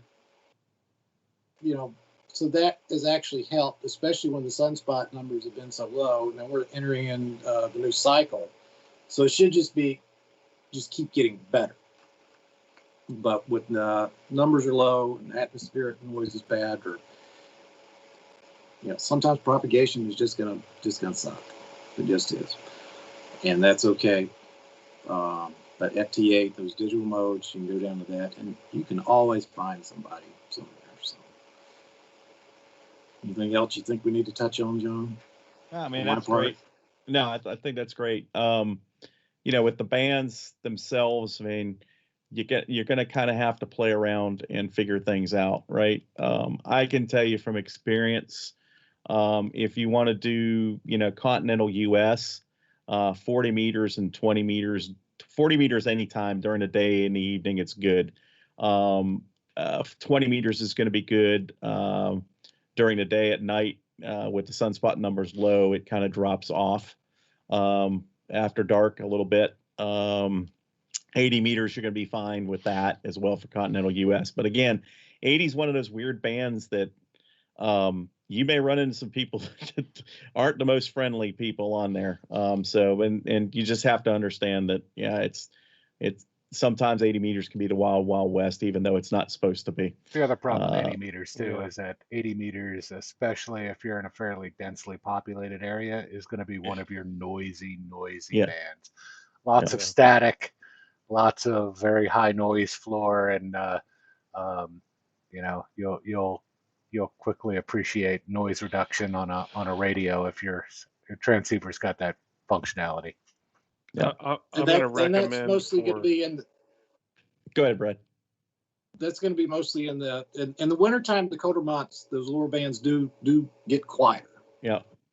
So but in the summertime, you're right. It's going to be noisy on 80 meters. And that also then, unfortunately, add to that, if you're very space confined, you're probably going to be putting up a vertical, and a vertical is far more susceptible to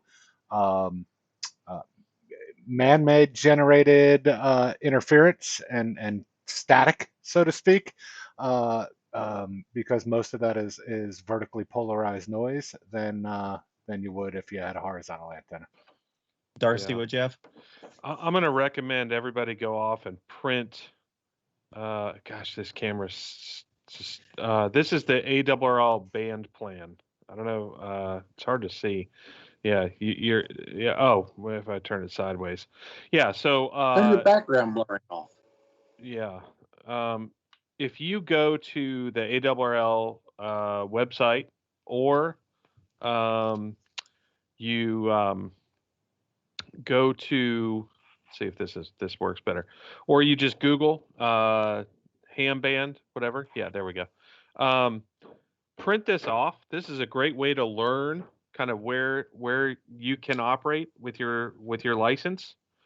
And it also kind of tells you where you're going to hear certain signals, like CW signals or phone signals across the bands. And learn this. You don't have to memorize it or anything, but it sure comes in handy. I've laminated mine. It's great to use. This is something that's invaluable, especially when you're just starting out. You don't know what frequency you can get on your radio and talk. And what else? This is a great thing to do. The other thing is, there's a lot of websites out there that will go into endless amounts of detail about the band conditions. But if you just Google HF band conditions, you can see what bands are open at the time, as well as some of the spotting sites where you can see what signals are being heard where. So there's a lot of resources out there that will help you to understand the propagation. You should know some of that. It was on your test, as Brad would say. But this is an invaluable tool, as well as some of the online resources. Great. Thanks, Darcy. Yeah, and even if the band doesn't seem to be very active, don't be afraid to call CQ, because you never know who's actually going to hear you. Right. It's one of those things that even, a lot of the newer rigs, all have waterfalls and pen adapters built into the display. And there's a lot of people that'll turn on their radio and visually look at the signals that, their radio can see on a band. And if it doesn't look like they're seeing many signals, a lot of hams are just hitting the power button on their rig and turning it back off and claiming the band's dead. Whereas if they actually tried to communicate with somebody or make a contact with somebody, they might have actually generated a little activity on the band. Absolutely. And if you want to learn how to call CQ, Jim Heath, Whiskey 6 Lima Golf, W6LG, has a YouTube channel, and he has probably a 20-minute video on calling CQ. And it is probably the best way I've ever seen anybody do it. And there's 100 ways to do it, but take a look at that. It's an eye opener, and it'll help you along. And again, it's just like UHF, VHF, get on the air. Do not be afraid of that microphone, right? You're not going to say something wrong that someone's going to come over and beat you with a wet noodle for, right? Somebody may correct you, but hopefully you run into a good ham that's going to correct you and give you constructive criticism and not berate you. We're all going to make mistakes. I mean, I've made plenty of them, and it's nothing to be embarrassed about. It's just, you learn by mistakes and you learn by doing. So, I want to go into a little bit of what the knobs and buttons on the radios do. And I know a lot of you guys are new to HF. So, I don't know how much you guys understand and don't understand, and I don't want to take up too much time if you understand. Does everybody understand what the AGC is, or automatic gain control? So that's an important part of your rig. It's probably one of the most important, especially in the modern rigs, especially the 7300, the SDR rigs. Automatic gain control allows the rig, when you have a variance of signals, strong signals, weak signals, it kind of keeps everything on an even keel going to your ears. So you can set, most rigs have 3 settings: fast, slow, and medium. And the fast basically it's the recovery time. So when it gets a strong signal and it knocks that signal down, if you have it on AGC on fast, then it'll recover very quickly. If you have it on slow, if it gets a really strong signal, it takes a while for that thing to equalize back out and let you hear the weaker signals out there. So it's kind of key to know when to use fast, medium, and slow, and then also the amount of AGC you allow the radio to have. So it's kind of almost like an RF gain kind of thing, and you almost play one against the other. So that's, that can clear a scope up and clear the noise down. So if you have, let's say you're operating in a noisy environment and you got a weak signal in the middle and you're trying to hear that weak signal with all these noisy signals around, well, you want to put that AGC on fast, because when those strong signals go away, your rig's going to respond and level off and let you hear those weak signals. So that's one of the most important things. Anybody else have anything on AGC? Brad, Darcy, Steve? Yeah. Typically with sideband, you're going to want a little slower AGC. If you're going to be rag chewing, it's a little bit easier on the ears. It's not quite as punchy and loud. If you put it on fast on CW, if you're running digital modes, run it fast. But sitting there listening to somebody rag chew, which fast AGC is going to be very fatiguing because it is almost pumping. Another thing you talk about RF gain, the answer is not always add a preamp. Mm-hmm. A lot of times you just want a better signal to noise, and a lot of times that's achieved by just reducing your RF gain. Mm-hmm. Now, and that's sometimes counterintuitive. But really what you want to be able to do is understand them, right? It's nice to have them S9 or 60 dB over 9 and loud, but really you just need to be able to understand them and be able to converse. So, and a lot of times it's you're better off reducing the RF gain. It's going to make your receiver perform better with more dynamic range. Right. So, and that's another piece of this, right? So if you turn your RF gain down, you can, and what the RF gain doing is it's taking what's coming into the front end of that receiver and amplifying it, right? So if you've got a noisy signal coming in, it's just making that noise all the worse. So if you turn down the RF gain, turn up your AF gain, which is your audio going to your head, your volume control, and that'll allow you to hear some of those signals. So turn down the RF, turn up the AF. As obviously you don't want to damage your ears and go full bore on it, but you sometimes can gain more by turning down the RF and increasing your volume on your radio. So that's kind of it in a nutshell. Steve, Darcy, do you have anything else on that? I mean, you guys are real experienced operators. Steve? Don't be afraid to turn the dials on your rig. The bottom line is practice and just getting familiar with, firsthand, you experimenting and playing with filters and playing with bandwidth and RF gain and understanding on your particular radio the characteristics of its preamps and what they do, your noise reduction, your digital noise filtering, based on the capabilities of your rig.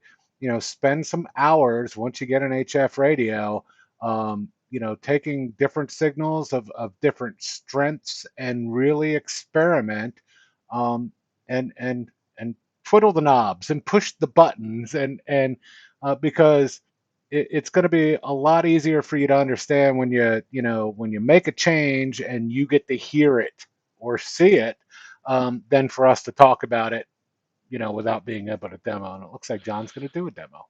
Yeah. I'd say the only thing is, we didn't talk about this, but headphones make all the difference. It is so much easier to listen with headphones to signals and to use your radio to clean up those signals than coming through a speaker. So my recommendation would be a decent pair of headphones to do that. I mean, if you're rag chewing, it's one thing, but if you're trying to work DX or a contest or something, and you want that ambient noise away from you, headsets work great. I operate all the time with headsets on. I very rarely will operate off of a speaker. Brad? The internal speaker in the radio is not good. And a lot of times it points straight up and your radio is going to be pushed back and you're not getting direct sound. And that really hurts everything. If you got an external speaker that you like, they all have external speaker jacks. I use a bigger one, and then I turn, if it's a two-way speaker, I turn the tweeter all the way down. Because really, on sideband, you got about 5 kilohertz of audio you're messing with anyway. It's not going to do anything. All you're going to do is hear noise and hiss. But yeah, headphones is a quick fix, and anybody else in your household will probably appreciate it too. And we've got some questions here. Ron, go ahead. Real quick question: what would you recommend for a good starter set of headphones? All right, so I've got a couple biases here, and I'm going to show my bias. Bob Heil, the PSE3s. If you just want headphones, like I have on without a boom mic, the PSE3s are awesome. Now, Sennheiser also makes some fantastic headphones, and depending on which Sennheiser you go to, they can be pretty expensive. Now, I found a deal, and I got, in fact, at the clubhouse, I think almost every set of headphones at the clubhouse are Sennheisers. I found a clearance. See, Brad's got Sennheisers. I found a clearance on Sennheisers they were $150 headphones or $170 headphones. I got them for $30 a pair. They were clearing them out, and I bought all that they had, and I have a pair here in the shack, and I put 5 at the clubhouse. So a lot of times one of our suppliers will run a special on like a pack, like a 15 pack of headphones, and it works out to be about $15. And they're usually, they used to be these Sennheisers, EH150s, something of that. Kyle's. Yeah, Bob likes his stuff. Bob makes good stuff, but Bob likes his stuff. Yeah. So I don't know. I can ask them. If you get a group order up, you might be able to do something that if you want to save some money. But yeah, I mean, you're not going to go wrong with Heil or Sennheiser. Sony makes some good headsets. I'm just biased. I love the sound in these Heil headsets, and the Sennheisers are just, and the Sennheisers do double duty because you can stick those in a stereo and they sound really good too. I don't know. I like my Sennheiser HD 590s just fine. Yeah. but they were not cheap. You don't have. You can use your microphone and still use your speaker. You don't have to have a boom mic. Yeah, that's what I do here in the shack. I've got a boom mic. Yeah. So a couple other things you may want to consider when you're operating your HF radio. Besides the AGC and the AF and the RF gain, a couple other things are out there to help you eliminate noisy environments, and those are your roofing filters or your IF filters. So most radios modern radios come with 3 or 4 of those, and you're going to use a narrow band like a 600 or a 500 for CW, and sideband typically you're going to be at 3,000, and then for your AM FM stuff you're going to be at the 12,000, 15,000 KC or kilohertz range. And then some of them you can adjust your width. Okay. So you can adjust the width of the window, and I'm going to share my screen real quick so you can kind of see what I'm saying. And Darcy has to leave us. So Darcy, thanks for giving all that information. We do appreciate it. Yeah, I recognize some of our newer members here. Anybody's got any questions, feel free to reach out to me. You probably already have my email, or hit the YCARS at ycars.org. Happy to answer any questions and get you guys started. So thanks for sticking with us, and good luck. Thanks, Darcy. Okay, yep. So I just brought up my audio on the rig. I'm going to go over to this signal here. Well, I don't know what it is, but of course it goes away. Thank you. Okay, so I'm going to zoom up a little bit, and I'm running a flex, by the way. This window is my receive window, so that's basically what I'm getting. I've got it set right now for 27 kilohertz. I can knock it down. I can expand it to 33. And you can hear it sounds a little different. And you can pinch it down in the narrow environment to 1.8. But also, almost all the rigs will give you the ability by dial to choose how you want that to go. So you can use that width. If you had 2 signals that were close by and they were interfering with each other, then you can close that width up either by the dial or like I'm doing on the screen or one of the buttons here and eliminate some of that noise. The other ones that are kind of important are your shifts. So this radio, you can shift the, and I'm gonna stop sharing the screen for a second here and do that. Okay, and I'm gonna take that audio out. The shift allows you to take that window and move it, okay, around that frequency point. So you can shift that window up or shift that window down. What ICOM does, and it's pretty cool, is they have their twin bypass tuning control, or twin PBT. So with that window, you got 2 sides. You got an upper side and a lower side. What the twin PBT on ICOM allows you to do is move those independent of each other, right? So you can widen one side and narrow one side and kind of really shift it around and really dial in what that window looks like for you on receive. And then you also have the RIT and the IX or the clarifier, which are independent, allow you on the RIT, you can move your window around to receive. So somebody knocks their dial off a KC and it sounds kind of odd, you can, without changing your dial, you can hit the RIT and move that around till you hear what it sounds like. And then when you transmit, you're going to be transmitting on the right frequency. The IX allows you to move your transmit frequency around a little bit. So, and everybody calls it a little something different. RIT, IX, Yaesu I think calls it clarifier, Flex, ICOM, Kenwood, I'll call it RIT and IX. And that's RIT and XIT.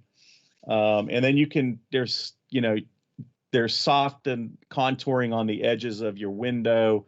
So you can change how it sounds to you.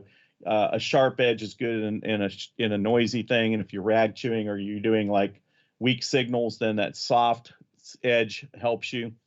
So those are some of the important buttons. The other one that I like on Yaesu that a lot of folks don't have is it's called a contour. So you have a notch filter which allows you to notch out and adjust the width on what you're notching out, so you can knock down a signal that's close by to you. You also have an auto notch filter, which lets the algorithm within the computer knock down any kind of like tuning or anything like that. It'll knock those signals out if somebody's tuning up on top of you.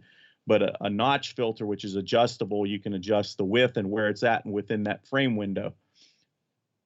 Yaesu has something called a contour, which is kind of like a second notch filter, but you can use it to peak as well. So that's adjustable up and down. So you can set a notch filter here and use your peak to peak and use the contour on an averse and pick up somebody's voice on the low end or the high end, or pick up a weak signal you normally wouldn't be able to pick up using that. guys, do you have anything else? Brad, Steve, Tim, anybody else have anything on those? Does that make sense? No. ICOM's got the peak filtering. I mean, they all do. So they all pretty much have the same thing. Others, they kind of do it a little differently, and there's like a different flavor. But I think you're right. Yaesu's the only radio I've seen that has the contour. And actually, the contour really helps, especially if you're using the noise reduction. Yeah. To take away kind of that garble is kind of what it is. And the other thing when you talk about transmitting, right? You want to make your window within that 3,000 hertz, right? That's what you're allotted on sideband. I run mine. I'm going to share my screen again real quick. I run mine a little bit different. I typically run mine at about 2,700. My low cut is at 200, and my high cut's at 2,700. So my transmit window is a little bit tighter than what's allowed, and that just helps me, be a little more friendly to other people on the band. I want to bring the audio back up because this might be a good time to show you what I'm talking about. We've got two frequencies overlapping here. So if I close this window down, I can pull that window in. I'm going to hear this station here, but that other station over here is going to go away. Now I lose a little bit of his audio, but I can compensate that by putting the volume up, or I can change it on the equalizer and pull that back up. But if I open this back up, you'll start to hear that other offending frequency over here. And that's a good visual representation example of the twin damping. Yep. And if I pull a tunable notch filter, I can pull this here, and I can expand that notch filter. Before I try to think how to do it.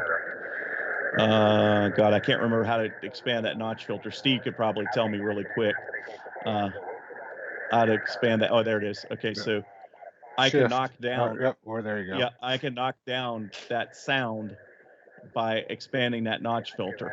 Okay, so that gives you kind of a really good visualization of how to kind of knock down an adjacent signal. Yeah, we call that the tuner upper killer as well. When you get the guy that just tunes up right on carrier frequency, you just notch it right out. Yeah, absolutely. So you can notch them out, and your auto notch filter will do that for you as well. Take that audio back out. All right. Does anybody have any questions about controlling your rig? I mean, I know that's pretty fast, and it's always good to kind of sit down, like Brad said, and play with your rig. And Brad and I think Steve said the same thing: is play with the knobs, listen, and play with the knobs and figure out what they do. That's the best way to do it. But if you want to get some help, then always ask somebody, and they can help you walk through. I mean, I went through these things pretty quick. The other thing I will tell you is if you're chasing DX and you're new, right, and you hear somebody say QRR, let's just Lima Alpha Quebec 88, or say Lima Alpha 8 Quebec, using a call sign 5 up, that means they're working split, okay?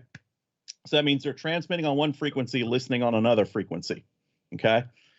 The worst thing you can do is start calling that guy with your call sign on the frequency he's transmitting on, because you're going to just turn over the apple cart and turn over the hornet's nest. You're going to get all kinds of people jumping all over you because he's listening 5 up. All you're doing is covering him up, and nobody else can hear what he's saying. So your radio has a split button. You hit the split button, and one VFO becomes your transmit, one VFO becomes your receiver, okay?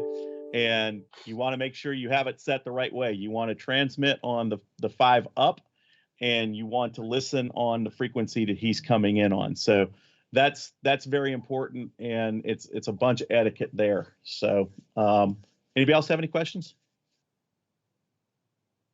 Steve, unless you have a question, go ahead.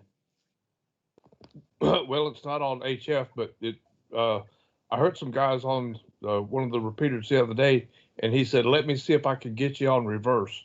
Okay. And I know there's a button on my radio that does that. I have no idea what it does. So reverse takes your radio and change it to the input frequency of the repeater. So, your repeater's offset, right?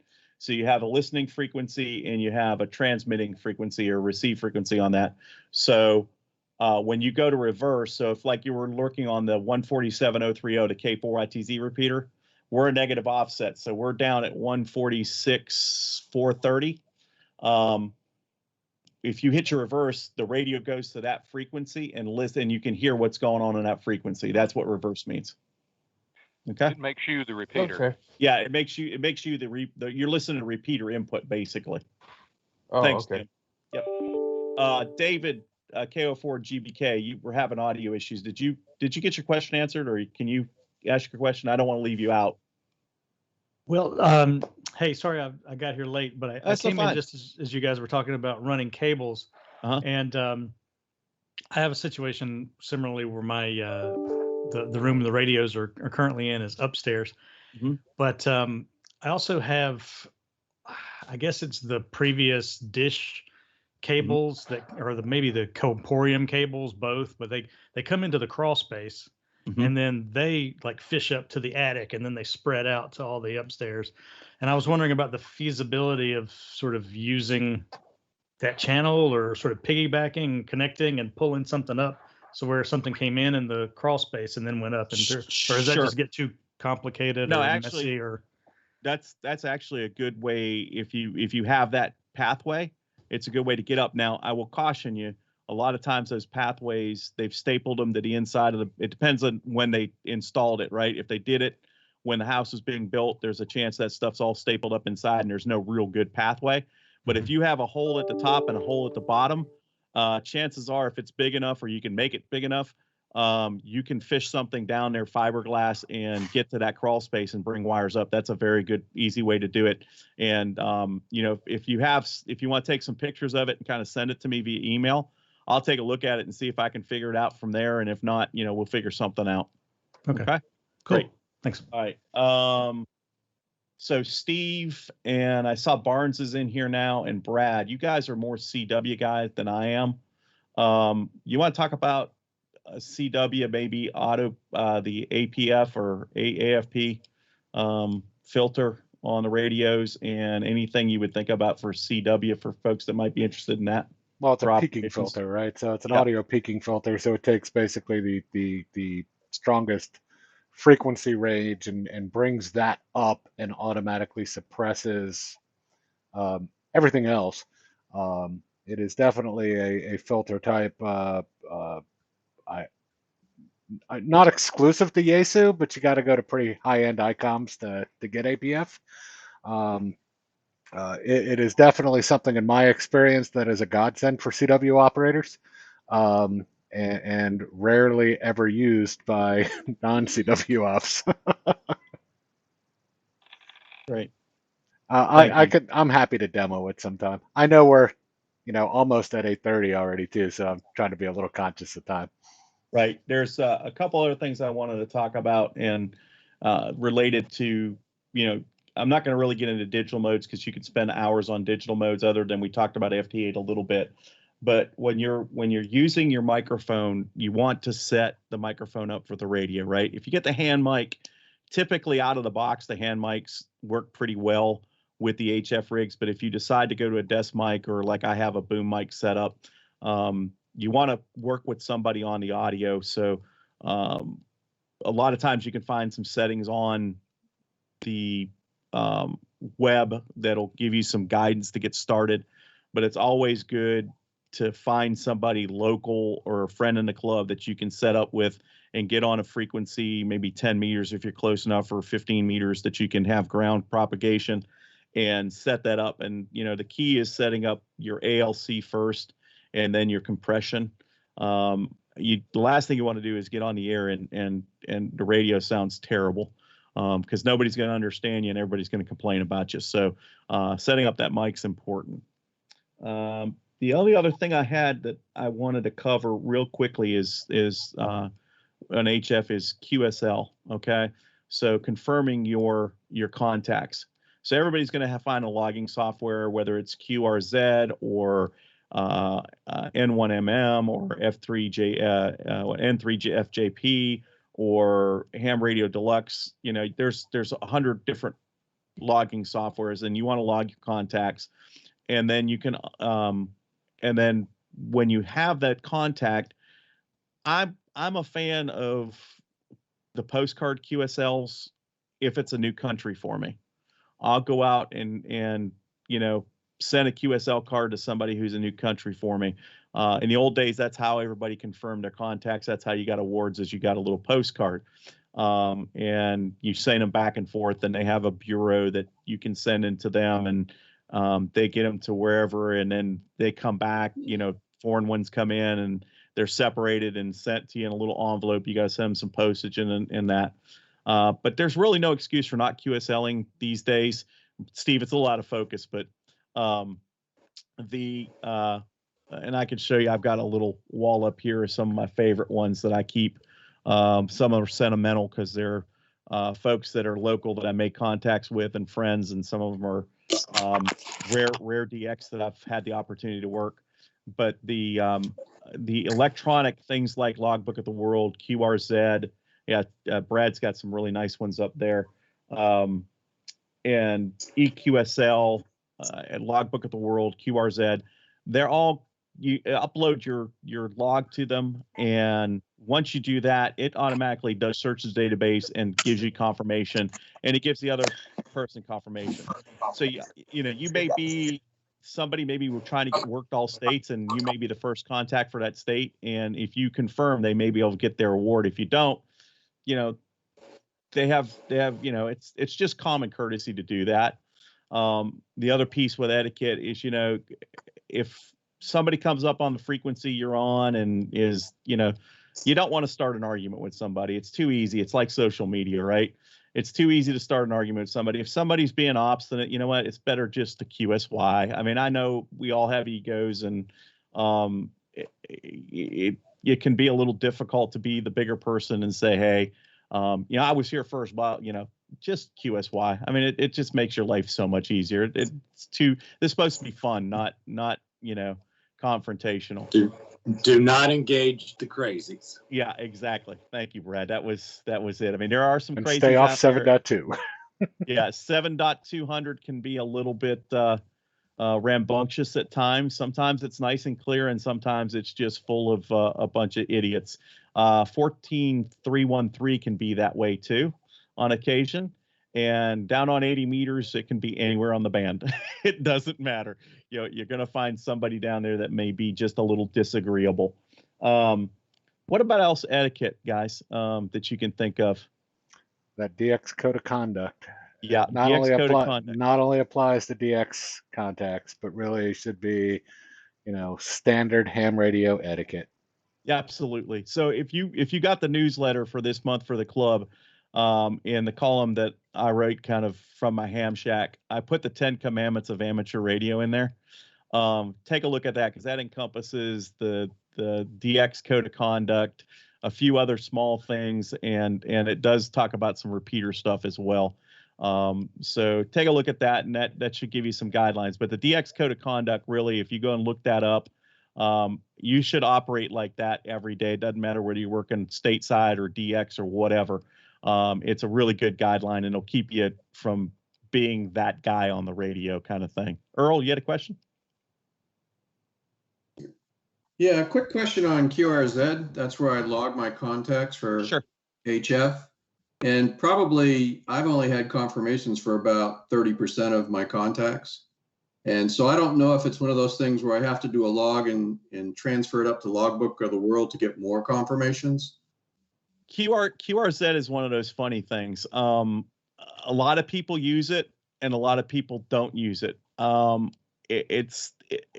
me, I like to use it when I'm logging, just because it's convenient. I can see somebody's QRZ page when it comes up, and if I'm talking to a person, if I'm not working a contest, or you know, if I'm just out there rag chewing, I can look at that person's QRZ page, and if they've taken a little time, I can find some things outside of ham radio we may have in common, whether it's cars or barbecue or drinking whiskey or cigars or skydiving, whatever. And it helps build that conversation, and it will help build a bond with that person sometimes. So that's why I use QRZ. But a lot of people don't log in QRZ. They log in N1MM or F3 or N3FJP or Ham Radio Deluxe, and they upload to Logbook of the World. I can tell you, I have probably 14,000 contacts in QRZ, and probably only about 40 to 50% are confirmed. Yeah, But and I would also tell you, be patient. Yeah. Because a lot of hams use a different logging program. They don't real-time log into QRZ. And somebody like me, I upload the Logbook of the World in QRZ 4 times a year. That's it. So, it could be, if you, because I don't do the real-time integration, most of my contacts I end up making out from campsites. A lot of times I have no internet while I'm out there. So, I just make it a point to once a quarter I go through and aggregate all my various different logs, put them all together in a place, and upload them to Logbook of the World and QRZ. So even if you're, waiting and a week or two goes by and you don't see it confirmed yet, don't be surprised if one day, a bunch more contacts end up getting confirmed. Yeah, and it happens. Some of us are lazy. Yeah, Logbook of the World. I was telling somebody a couple weeks ago, I got a contact that just showed up and confirmed it was a DX contact from 2017, and it actually put me over 200 DXCC entities. So I was excited to get that one.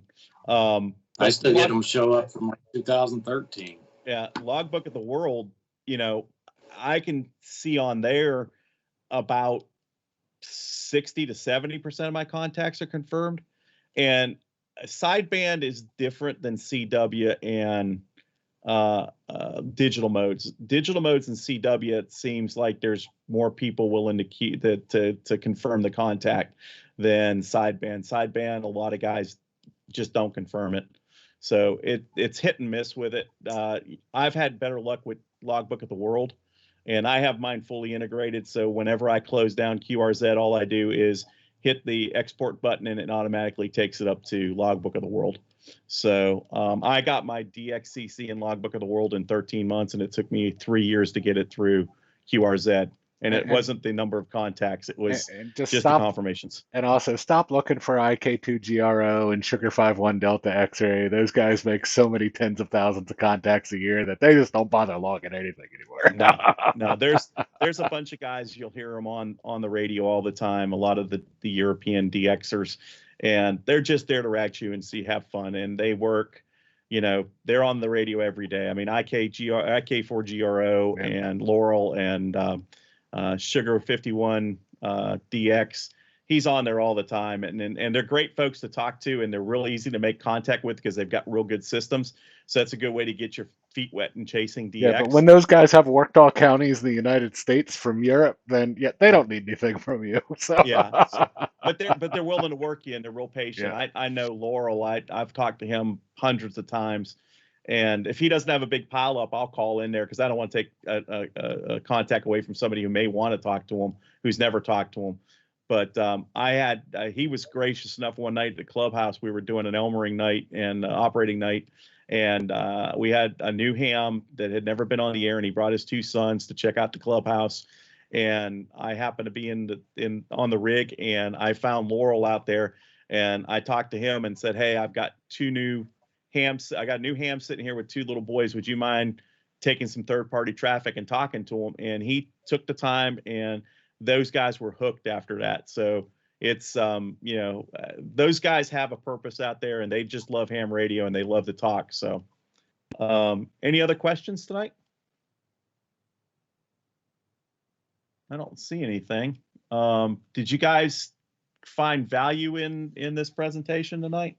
Absolutely, yeah. Thank you, John.